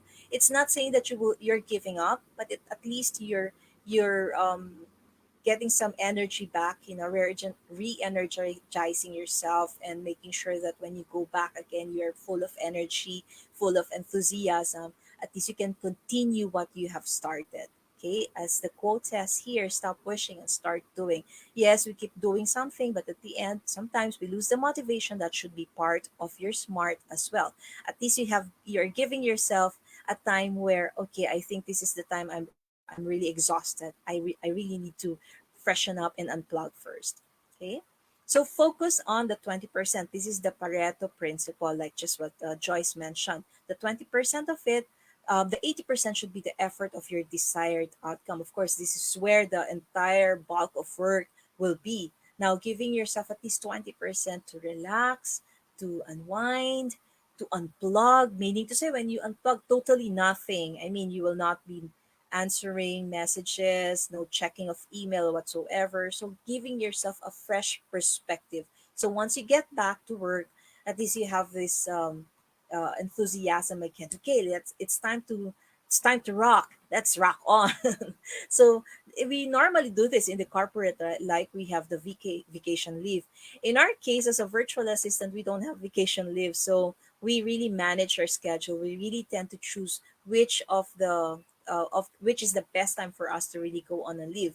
It's not that we don't have the vacation leave, it's because our clients, they don't have vacation leave, but we have our yearly rest, which falls every December, and we normally go back every February of the following year, because that's how the business owners in other countries follow through their relaxation or unplugging themselves too. So we also have to make sure that we follow through their schedules. So here, this is very important.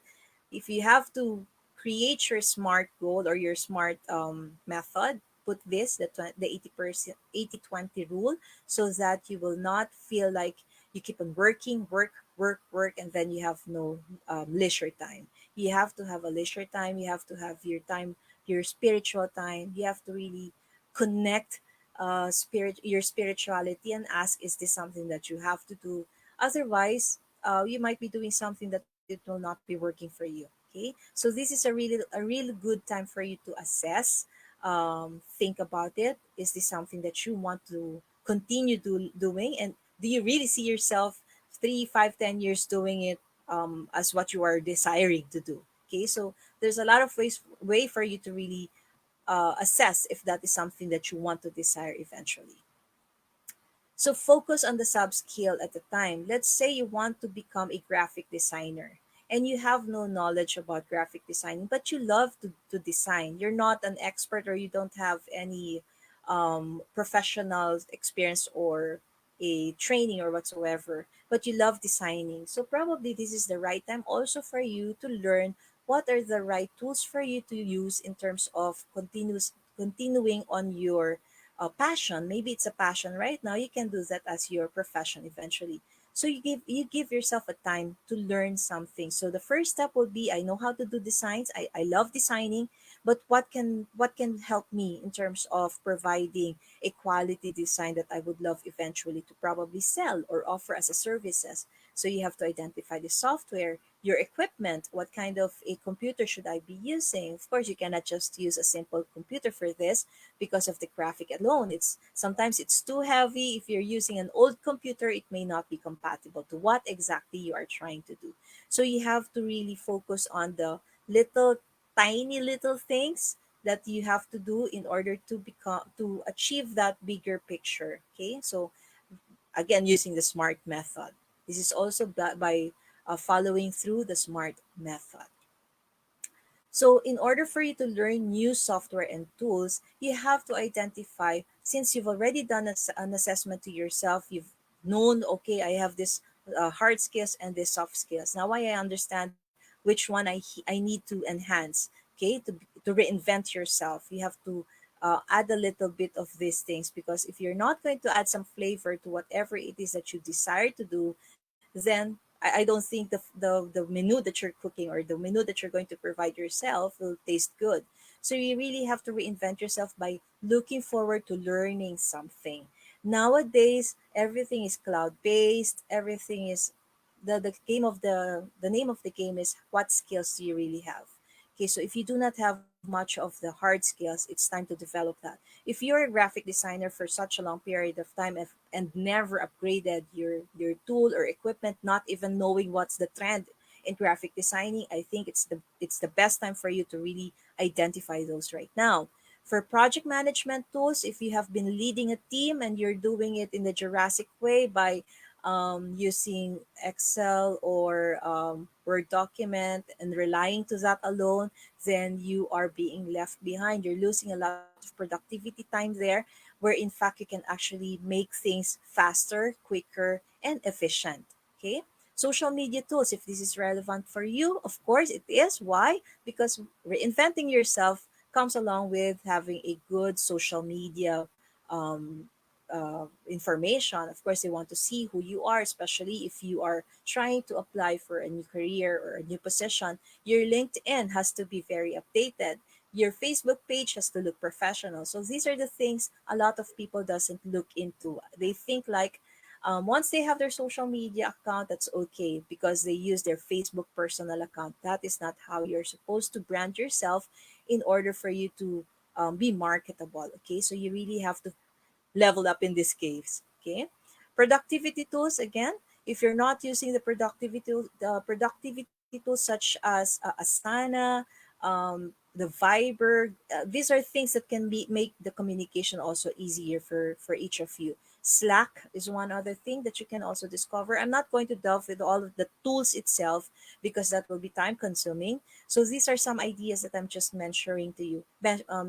I just want to share with you because if you have not been exploring those things, then you are really left behind. If you are in a team, in order for your team to really work productively and efficiently and as a collaborative team or collaborating team, you as the leader, you have to know these things. Otherwise, if you doesn't have an idea about it, then the type of work that you will be the results of work that you will be providing your company might be the same thing. Sometimes change is really a difficult thing to do. Change is the hardest thing to do, but you have to open up your mind. We are living in a very crucial situation, or it's a very difficult situation now. If you do not know how to pace up or to scale up in order for you to adapt to this, then I don't think you will be able to really go along with it, and you cannot make that adjustments because you are still there thinking everything will be fine. No, you have to really adapt, learn anew, and discover things that can really make you and your team work productively and efficiently. If not, then you will still remain the same. And the sad thing there is your career will not even fly. Okay. So accounting software for people who are into accounting, maybe you have been using Excel for the longest period of your life or your career. It's time to really look into what are the trends now, what are the new software or tools that most companies abroad are using. How can it fit you here, or how can you use it here in the Philippines to make your computation, your productivity too not really, you don't have to really stay through the Excel. You know why? Excel is good. I'm not saying don't use it, but there's a more better way for you to really use Excel in a more easier and it's a life changing game if you would also discover things like Google Sheets, Google Docs. If you have not been using that, then you really are being left behind.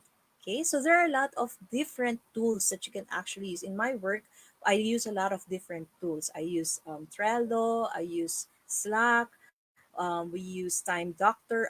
Sorry, it's Time Hub stuff, so that our time is being checked or being monitored by our clients, so that they know exactly what we're doing. So these are the things that we can really introduce to you if you're going to sign up for the whole package of this webinar.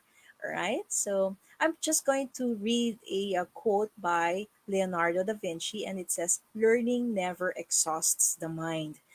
As we live, we have to learn every day. Every day is a learning curve. Every day is a learning thing for us. So if we are not going to learn anew, then probably you are there in the Jurassic era of your life. You cannot be marketable. You cannot be competitive if you're not going to be abreast or be on the trend. So something like that you have to think about. If you want to reinvent yourself, start now. This is the best time for it. I don't think there's another best time for you to do it but now, especially if you are if you were a displaced employee, now is the time to really think about it. How do you enhance your resume? How do you now create your portfolio? What am I going to put in my resume? I've been working for a long period of time and I don't have any skills to really use or add. And I can see that the job market is really competitive. So this is the time for you to really evaluate yourself and assess yourself, especially your skills. Okie dokie, it's time you get started. This is the best time. So call VCM now and book for us so you can actually listen to the entire package of this webinar. And that's my presentation for you today. I hope you all learned something from the three of us. And I think there is a Q&A. Thank you so much, VCM, the celebrity source, for having me. And it's really wonderful to have you all here and listen to us.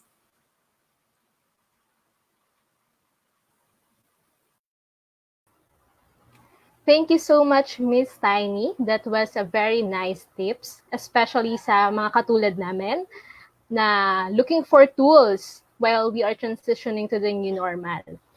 Before we go sa ating question and answer, guys, please do comment your questions for our speakers and please introduce yourself and let us know kung saang industry rin kayo nabibilang. Sa mga ka-tune in pa lang, welcome to our webinar, Reinvent to the New Normal, presented by VCM, the Celebrity Source. We came up to this webinar idea because we wanted to help every company or everyone to transition to the new normal from working from home, from working from office to working from home. And now, again, this is the time para i-welcome again natin yung tatlong speaker natin, Miss Abby De Leon, Miss Joyce, and Miss Dolores. Hello We're po. back. Hello. Back. Hello. Good morning. Thank you so much po for today. We are so grateful to have you. Thank you. It's a great opportunity for us to be here as well, especially me. Kamusta naman po kayo ngayong araw? Feeling Okay. beautiful. Feeling beautiful. It's a beautiful day. Sabi nga ni Miss Yeah, it Abby. is. Yes. It is. It is. Okay, Alright. sige. First, proceed. May question na po yata tayo Mhm. from Sir Rafi Falsis. My question is, since work from home is the new norm, what skill sets do you have to build up and develop for this new normal? So, anyone can answer, pero sino po gusto mag-start? Since Si skill sets kasi, can I? Sige po, Miss Tiny. Yeah. This depends, Rafi, no? It really depends on what kind of a career you really have. For example, my example a while ago, kung graphic artist ka for the rest of your career, probably you have been using Adobe. Now, siguro it's time to discover something that, not all business owners use Adobe. Why? Because it's medyo matagal kapag yan ang ginamit nila. So you can use probably Designer, Canva, that is the best and loved used by many business owners. And it's really easy for us to use, no? Kahit nga hindi ka graphic designer, you can really create your own design, with the Canva and Designer. I use Designer kasi as well. So these are just two lang, no? But there are a lot of tools there that you can discover depending, again, remember the SMART. It should be relevant to your career. If it is not relevant, baka chef ka tapos nagdi-discover ka ng graphic designing, it may not be, it may not align to what you want to do. If I may add also, Miss Tiny and Kathy, I think one of the best advice that I've ever gotten is you have to look at what will happen next. So you need to really develop your foresight. As Miss Tiny mentioned, if, for example, you're a chef, right? Instead of studying how to do graphic design, why don't you try and study how you can bring your food into the digital world? Baka pwede ka mag-start with, these courier services. What can you do to actually sell it? So look at the future and how businesses in the future will be done instead of looking at the past and still thinking about the current skill sets that you have. More than anything, the number one skill that we need to have is foresight. Where is the trend going and how can I bring my skill sets, the things that I'm currently doing, whether that you being a chef or a trainer or a coach or whatever it is, and bring it to where the world is currently going. So there. On point. Thank you. Thank you so much, Sir Rafi Falsis, and thank you rin, Miss Tiny and Joyce. And next question, proceed na po tayo from Howard Monterona. Tama? We have a small space at home. How can I set up my own workspace? Sige. Let's hear siguro from Miss Abby. Yes. Now, as mentioned before, the very first step na gagawin natin is to have a dedicated workstation. So sabi nga kanina ni Tiny tsaka ni Joyce, di ba? Very important ito because hindi lang siya physical workspace, pero pati yung mental natin, napupunta tayo sa work mode. So, it doesn't matter how small it is. It can be a corner, pero dapat dedicated space. Now, hindi ko alam kung nakita ninyo yung picture because I have a very special picture na nakalagay lahat kung ano ang mga requirements. I don't know, can I still share this picture? Sure. Is it Go ahead. Okay, Yes. let me try ha. Kasi, hindi ko alam kung nakita ng iba, pero I find that if you want to really be successful in creating a work space, lahat ito kailangan. Now, do you see it? Yes. You Yes. see something? Okay, sige. Hindi sa akin to, hindi ganito kalinis ang workstation ko, di ba? Pero wish natin lahat ito. So number one, kahit gaano kaliit yung workstation mo, see to it na may ilaw. So ito na yan. See to it na may Wi-Fi. See to it that you have a good audio, na meron kang computer or laptop or iPad, tapos may cellphone ka for extra communication, may malapit kang tubig, juice or kape, whatever you want to drink or whatever na, siguro may crackers ka pa nga dyan minsan. Tapos may Ito, Miss Abby, station, already na yung sa akin. yun sa'yo, ganyan. May stationaries ka, abot kamay mo, yung stapler, yung gunting, yung ballpen, yung notebook, parang totoong office. Tapos, yung outlets, andyan na kagad. So, alam naman natin lahat na sooner or later, mapatatanggalan ka ng charge, di ba? So, lahat may outlet yan. Yung mga charges ng telepono, ng laptop, lahat. And then, a comfortable chair. So, imagine all of these things in your bed. It's impossible to have all of these things on your bed. So, it can be a very small corner pero dedicated workstation. So, yun yung gusto kong i-share kanina. I'm gonna stop share. Pero, very important yung mga maliliit na bagay na to. Kasi it's not true na pagkagising mo, magbubukas ka ng laptop, pagkatatrabaho ka na. What if meron kang kailangan ilista? Hanap ka pa ng ballpen, di ba? Napakaliit na bagay. Pero somehow, we have to have a mindset of a professional mindset. It's so easy to lose it kasi anytime magkakatok yung batang maliit, you know? Pero we still have to keep our cool. Few seconds ago na, bumukas tong pintuan, gumapang siya sa sahig. So, gusto kong matawa, pero somehow, aware siya, ay, naku, may webinar si mama, yumuyuko talaga siya. So, I guess, you know, mapasanay din talaga tayo. So, first and foremost, I have to make an announcement. Okay, may webinar ako, sa lahat. So, mula sa yaya, sa asawa ko, we have to do that. Kaya lang, ang problemang malaki, yung batang maliit, hindi marunong makinig pa. Diba? So, challenge yun. Pero, nag-train ko na. In the early times ng webinar ko, siya ang kakausapin ko. You have to make sure, you have to keep everyone quiet. So, lalabas siya, shh, nag-shoot talaga siya ng gano'n. So, I guess training lang. And everybody's adjusting. Diba? So, ano naman yun eh, kung acceptable nowadays, yun nga lang, kapag may glitches na gano'n, handle yourself with poise. So, Yes. huwag kang magpapakita nagagalit, naninigaw, on screen, halatang yun, kailangan kunwari normal pa din, ganon. Yeah. That is so true. If I may also add to that, yeah, you have to really talk to your family members, even your friends, Miss Abby. Sometimes your friends feel like akala nila because you're just working from home, you can just be visited anytime. Oh, pare, inom tayo. Yung mga ganun. Never do that. You have to be professional. If you are required to work from 9 a.m. to 5 p.m., then you have to think of it as if you are going to the office. Ang difference lang from bed, of course, mag-ice ka, mag-refreshen up ka or freshen up ka. Pag break time mo, tsaka ka maligo, paspasang ligo. I mean, you really have to discern yourself or to discipline yourself. That's the word. You have to discipline. Ganun din naman eh. Pagpapasok ka sa office, diba, you have to wake up early. You have to you have to take a bath. You have to commute. Ito, wala ka nang commuting. So, I've been doing this 2014. So, ilang taon na yon. Sabi nila, nag-work ka lang naman sa bahay, pwede ka naman puntahan. No, definitely not. Kaya nga ako may office dito eh. Because I want them to think, I'm serious about my work. I love my profession. If you put your heart into it, it will actually show. So now they know that I Tiny's doing this. She can't be bothered. Even calls, I don't accept calls if I'm doing something like this. Kahit husband ko yung tumatawa. Pag alam niya hindi ako sumagot, alam na niya. He knows that I'm either in a meeting or I'm doing something like this.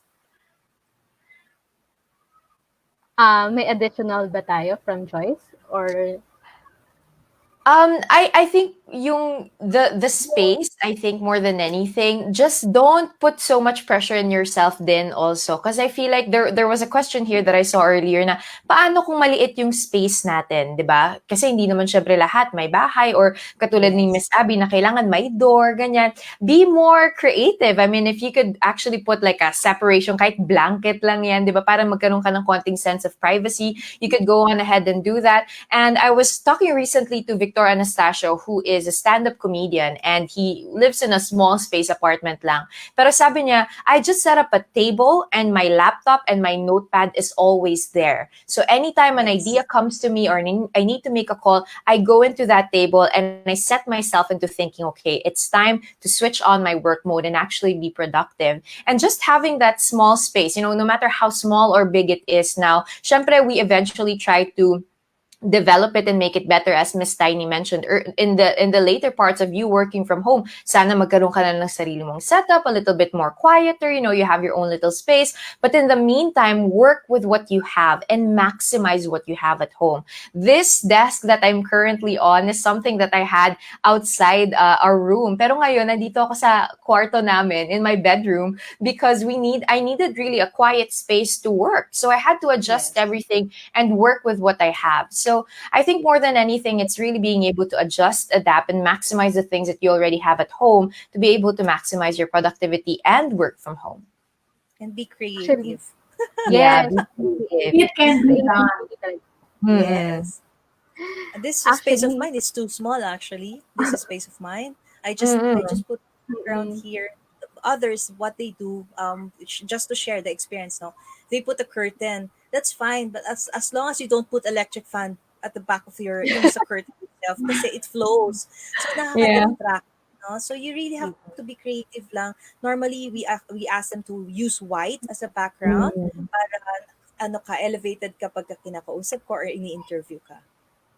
yes. And sana nasagot namin yung tanong mo, Sir Howard Monterona. Let's be creative and adjust. Then, maximize natin yung Learn to space na meron adjust. tayo. Yes. And from Cassandra Miloroso, how can I separate my personal stuff from my work? Actually, dilemma to ng karamihan. Kasi since we are at home, medyo parang nahihirapan na i-balance kung ano ba to, private life na ba to, or working mode tayo. Sige. Start natin kay Miss Joyce. So Cassandra, you have to accept first that it really is going to be tricky at the very beginning on separating your personal stuff from your work. And this is something that I also had to personally adjust and learn. And this is something that we'll have to constantly relearn also along the way when we're working from home. But more than anything, I think everything that we talked about here today actually attributes to us being able to separate our personal life from our professional life. And that means the simple things, right? Don't work in your pambahay. Don't work on your bed. Separate an area for you where you're working there and not actually relaxing. Another thing that you could do is what Miss Abby was telling earlier. You have to really tell your family members and the people that you're living with that, hey, this is actually my time for work.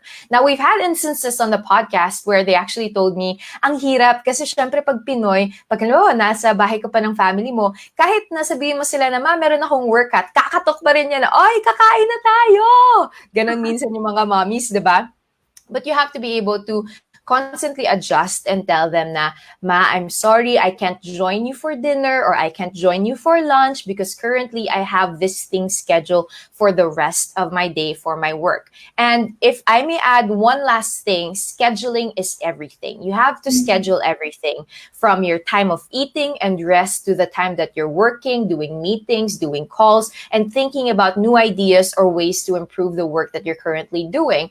I personally schedule everything. So sabihin day natin from 7 a.m. to 8 a.m., magdidivo ako, magbabasa ako, magko-coffee ako, yan yun. From 9 a.m. to 10 a.m., nakaschedule din yung maliligo ako, mag-workout ako, lahat ng bagay nakaschedule. Because your body is in a shock or your mind is in a shock, not being able to separate work from your personal life because you are in the same place the whole day. So how do you separate them? You put it down, break it down into tasks, and break it down into the schedule and kind of intertwine them and use the Pareto principle. Miss Tiny and I both talked about it, where you actually set aside your time, 90 minutes for work, and then you take the 20-minute break, 90 minutes for work, and then you go down and have a 20-minute chat with the people that you love. Set aside those schedules and really put structure into your day. That's how you separate your professional and personal life. Because the structure now is thrown out the window. Wala tayong commute, wala tayong offices, wala tayong usual na, ay, kailangan ko magdamit para sa office, or ay, maglalabas na kami ng coworkers ko para sa lunch break. Wala na tayong ganon. So you have to be the one to put structure into your daily schedule. And also, if I may add, the routine will also help. So don't go too far from your usual routine. So kung dati gumigising ka ng 6 o'clock in the morning, ganun pa din. Kasi minsan, pag may nanonood ako ng mga Facebook ng ibang tao, 2 o'clock in the morning, naglilinis ng bahay. That's not your usual routine. So don't go very far from it. So if even before pandemic, 10 o'clock, natutulog ka na, 11 o'clock. So do that. Stick to that. So pati yung katawan mo, adjusted. So huwag ka din tatanggap ng trabaho ng 1:00 ng madaling araw, di ba? Kasi nga, hindi pa yan mahirap. Akala ng iba, mas madaling magtrabaho sa bahay. But in reality, we work longer hours pag nasa bahay. All because lahat may mga naka-inject na mga personal matters. So I'm gonna have to agree to the other two ladies na talagang you have to schedule, you really have to run by task talaga. So, stick to the routine, di ba? But of course, don't forget about personal life. Yung iba naman, puro work. Sabado, linggo, pat na nag-work pa din, di ba? So, nakakapagod din. So, avoid burnout as well. Okay, for me, time management is one. Both the beautiful ladies have mentioned. I will not delve on it.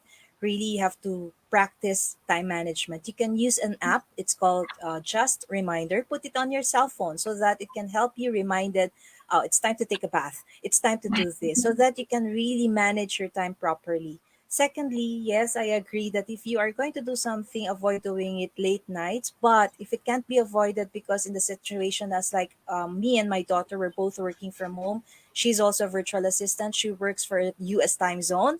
So her time talaga is panggabi. So tulog siya sa ganitong oras. So we have to understand her schedule as well. So we don't wake her up in the morning as early as 8 or 9 because she just slept at around 4. So these things can be adjusted. You just have to really be open as well, communicate properly to your family members in order for them to respect your time. If they don't follow through and don't respect your time, how can you be able to respect yours? So these are very important. The family support is very important. Make them understand you are not playing around. You're not fooling yourself. I'm working. Yes, you are really working. You have to make them think that way. Otherwise, there's no food on the table. So is that what do they want to experience? Of course not. So we just have to be strict with your own principles. Yes, we need to have discipline din talaga. Exactly. It's mga hard. ganitong- It's hard. Hindi ako magsasabing madali. It's hard. I've Yes. been balancing that and juggling that. I'm a mom. I have to do laundry. So when I do the laundry, every Saturday, mataas pa sa akin yung laundry. But that's how it is. Kaya nga po, sobrang hirap din, lalo na sa mga working moms. So, dahil dyan, ang next question natin is galing kay Maria Christine Colado. For average working moms like those who have kids at home, how can they manage working hours versus all the possible distractions by things that need to be done? Okay. Well, I am an average working mom, definitely. Okay. Now, I have 2 boys. I have an almost 19-year-old who is here, who is my techie. Kung wala siya, hindi ko magagawa lahat ito. And I have a 4-year-old boy na nangungulit, lahat ng kailangan niya, ang feeling niya, long weekend lang ito, kaya ako nandito. So, lahat ng kailangan niya, sa akin siya pumupunta. So again, I'm gonna have to tell everyone, and then ang pinaka-manage talaga namin, yung maliit na bata. minsan, mas nakakabalik talaga ako sa trabaho pag tulog siya. Kasi pag bad mood siya, talagang ako hinahanap niya. So we really have to maintain his good mood. Minsan, aamin ako, may mga bribe ako. Meron ako mga stash of chocolates. Minsan, we can use a cell phone for 20 minutes. Ganyan. So may mga pambribe na gano'n. Until we will figure out ano ba talaga yung nag-work. Sabi nga, di ba, new normal. So we will have to find out what works for everyone. So, yung pinaka-productive time ko, 2 to 5 kasi yun yung tulog siya. So, pag napatulog ko siya, ayun, takbo ko sa computer, yun yung isip-isip, ganyan. So, routine talaga siya. So, the moment na nakita niyang humiga ako, nilagay ko yung Paw Patrol pillow niya na favorite, ibig sabihin ng nap time. So, in 10 minutes, tulog naman siya. So, mabait naman, tulog agad. But I have good 3 hours na adult time ko, kumbaga, walang baby. So, talagang adjustment period talaga lahat. Don't worry, Christine, you are not alone. Lahat tayo nagsastruggle with this. Yan. How about Miss Tiny? For me kasi my kids are all grown-ups na, so I don't have a challenge with the babies. Now, for me, as an advice or a tip for parents like you, Christine, if someone can take care of your child during the time you're working, ask for help. No, it's not bad naman to ask for help. Let's say kung nandyan si mom or si dad or si lolo, sabihin niyo muna, meron lang ako call, pahawak niyo muna yung anak niyo or let them take care of your kid for a while. And then, you also have to explain to your office. If you're working sa office talaga now that you're just being forced to do working from home because of the pandemic, explain to your office as well. In as much as you want to follow through being looking, sounding professional, but the challenge is you have a baby, let them know as early as possible so that they can also adjust to your schedule, to your routine. Kasi iba pag may baby. Kaya nga ako pagka nag-i-interview ako ng candidate na may baby, kapapanganak pa lang, I'm telling them upfront, it may be too difficult for you to do now. Palakihin mo muna yung anak mo, focus on your baby first, and then pagka okay na at nakakaintindi na siya, then that's the time na mag-work ka. Siguro use that time to learn kasi para hindi ka idle. Pero to work, like for example, mag-work from home ka, tapos caller ka, yung mga ISA, yung sa real estate, kasi baka yun ang kanyang dating ginagawa. Tapos biglang may carry kang baby, karga-karga mo yung baby. Paano kung umiyak yun? Tapos, oh yeah, thank you so much for calling, blah, blah, blah. The real estate, blah, blah, blah. So, diba? It's so distracting. So you really have to focus. Prioritize, which is important, your baby or your work. So you have to really choose, no? If it is family first, as what we all believe, family first, family muna. Now, if you can now see that the balance is okay, then start applying. But nevertheless, do not miss out. No, do not miss out. This is what I always say. Huwag kayong mag-left behind. Learn something new at the time na you're idle. The skills is very important now. It's not the years of experience, mind you. So that's my tip. Yes, and sana natulungan ka namin dun sa question mo. For the I think last question na to from Amy Lyson Polanco. Hi, I'm at an area where internet connection is low. If not, there are only times like 12 a.m. to 5 a.m. where the connection seems manageable. Kasi parang ito yung time na medyo konti lang yata yung gumagamit ng internet. Can load the full video on YouTube without buffering. My question is, how can I maximize my productivity despite the struggle of connectivity? Do I need to migrate to other locations with faster connection? Thank you very much. Sige, Joyce, pwede natin matulungan si Miss Amy? Grabe si Amy, migrate ka agad to other location. Pwede naman, kung kaya, diba? Pwede na bang lumipat ngayon?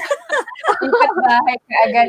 You know, that's actually something that we constantly deal with right now. No internet connection. But, you know, Amy, it really is hard. But the first thing that you have to check if you currently have your internet connection kind of on the techie side, look for spots in the house. Kasi minsan there are spots na talagang mababa yung internet. And then there are really other areas where you have better connection. That's the first one that you have to check. Kung wala talaga, the second one that you have to think about, is to actually change your internet provider, because there are internet providers that have better Wi-Fi connection in certain areas, and then there are those na mas mahina naman yung connection in your area. What I find is, even in some of the most remote place rather, I remember I was in the middle of the ocean. I was in a boat ride. Tapos sabi ko, grabe, mas may signal pa dito sa gitna kesa doon sa city center. And the boatmen were saying, kasi merong malapit na antenna doon sa area na yon. So you just have to think about what are the other internet providers that you could actually check out, or kung mas madali ba if you use the internet on your phone. Kung hindi naman, depende rin talaga sa'yo. Be creative with your productivity. If the internet connection is actually really high from 12 midnight to 5 a.m., then set all of your downloads and other things that you need to do during that time para ma-download mo lahat ng kailangan mo at that time, right? But everything else that you can do, other clerical work or the things that you have to finish, like yung mga documents, diba, reports that you have to make, do it during the time na mababa yung internet connection. But internet connection is one of the biggest, if not the best, investment that you could actually make while you're working from home. So find ways to actually change that and make it better. And maybe it also varies what kind of Mbps you're using. If it is a 3 Mbps, I think you have to really upgrade now. If you're going to work from home, if you're going to apply as a virtual assistant, 3 Mbps will not be acceptable now. So at least 8 Mbps to 25 Mbps, those are the things that are being required now, because we use a lot of data. We use a lot of cloud-based software and tools. So if you cannot adapt to that, maybe it will be really difficult for you. Now, yes, it's true. You can use your mobile data if you're having difficulty with your internet connectivity. One other thing that you can also do, at least have another internet connection. So plus siya. Hindi mo alisin lang basta yung isa to see yung kung alin yung faster before ka mag-change. And then see around, baka lahat kayo, baka 20 people kayo sa isang bahay, tas one connection lang, so talagang babagal. So these are also factors and components kung bakit bumabagal yung internet connectivity natin. Hindi ako makakasagot dyan. Low-tech ako. Pag hindi ko ako, inigising ko lang tong katabi ko. Actually, may factor din yata po yung devices lalo na kapag Yes. sabay-sabay nakakonect. Yes. It depends pati baka mamaya nanonood ng Netflix sa TV, ang lakas nun. Tapos may nanonood sa tablet ng Netflix din. So tapos ikaw, computer mo, talagang magbabuffer. So you really have to make sure that everybody understand your work schedule, like what I said, time management, so that they would respect your time. So pwedeng ibigay sa'yo muna yung allotted time during 8 to 5 or whatsoever it is that your work schedule is, so that they can also make lesson naman yung kanilang pag-use ng internet. And I think that's the last question. Thank you so much po. Oh, thank you. Thank you so much. Before we say goodbye, Kathy, can I say one thing? We keep talking about professionalism. We keep talking about how to thrive in the business, but the most important thing is to stay safe and healthy. That's gonna be our first priority. Kasi pag hindi natin pinabayaan mo yung sarili mo, baka wala kang business na i-handle. So please make sure, stay safe and stay healthy. Thank you so much. and thank you po. As for me, if I may also add, for all the HR heads or managers watching us right now, of course, we do not want our employees to be sacrificing themselves going to and from the offices. Working from home can be done if it is just properly managed. There are systems that we can help you with. Please contact VCM so that we can help you manage your team from home, and they can work productively, efficiently, and that you don't have to think what are they doing right now. So these are things that probably right now you're trying to think, how can I manage or monitor my people? There are ways that we can help you with. So just contact VCM Celebrity Source for that. So you can have us and you can book us for us to help you with your problems. Okay. Before we end po yung ating webinar, do you have something to promote po ba? I think this is the good chance na. Miss Abby, if you have something na i-promote. Yes, Abigail Arenas Official is a new YouTube channel, and I post all my teachings and some lectures there. So please visit that. Thank you. How about for Miss Tiny? Yeah, please check our YouTube channel as well. It's the Philippine home-based virtual assistants YouTube channel. It's a fresh new channel. I talk about a lot of things there, also sharing insights, impactful information about working from home, about career management, on how to develop yourself as well in terms of being professional working from home. And syempre si Joyce. Mukhang marami Joyce na ipopromote. Grabe wala. Thank you, VCM. Yun lang.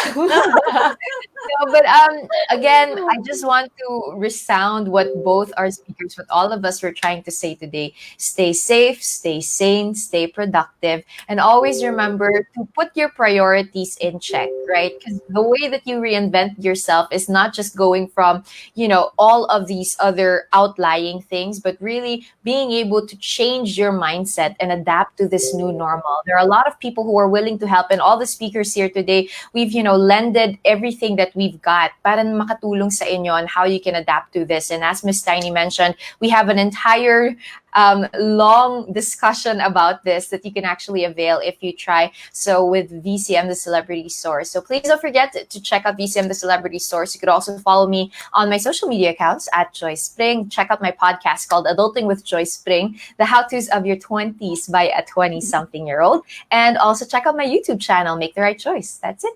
Thank you. Thank you, Congrats Kathy. pala sa podcast mo, Joyce. Grabe. Salamat. Namamayagpag. Oh, congratulations. Thank you, Thanks, guys. Kathy. Pero let's take a picture, okay lang? Para Yes. viewers, okay? Screenshot nyo na lang. 1, 2, 3. And that's all. Thank you so much po. Thank you so much. Thank you for Thank Thank you for joining today. us. And Thank that you talaga. yes, and that concludes our webinar. If nakaka-tune in nyo pa lang po, you can still rewatch our webinar to our FB page. Thank you, Miss Abby, which talks about personality development. Miss Joy Spring gives us inspiration, productivity, personal productivity, and Miss Dolores provides tips on how effective working from home is. Don't forget, guys, to follow their social media accounts. And next month, July, we will have another webinar series. And this is for since Nutrition Month next month, about fitness. Once again, yung fitness, it's all makasama natin si Juancho Trevino and Michael Daes. Once again, guys, if you have any concerns with our webinar, and if you wanted to have an exclusive webinar for your company, send us an email at eavidanes.vcm@gmail.com. Thank you, and this has been your host, Kathy Jane Picad.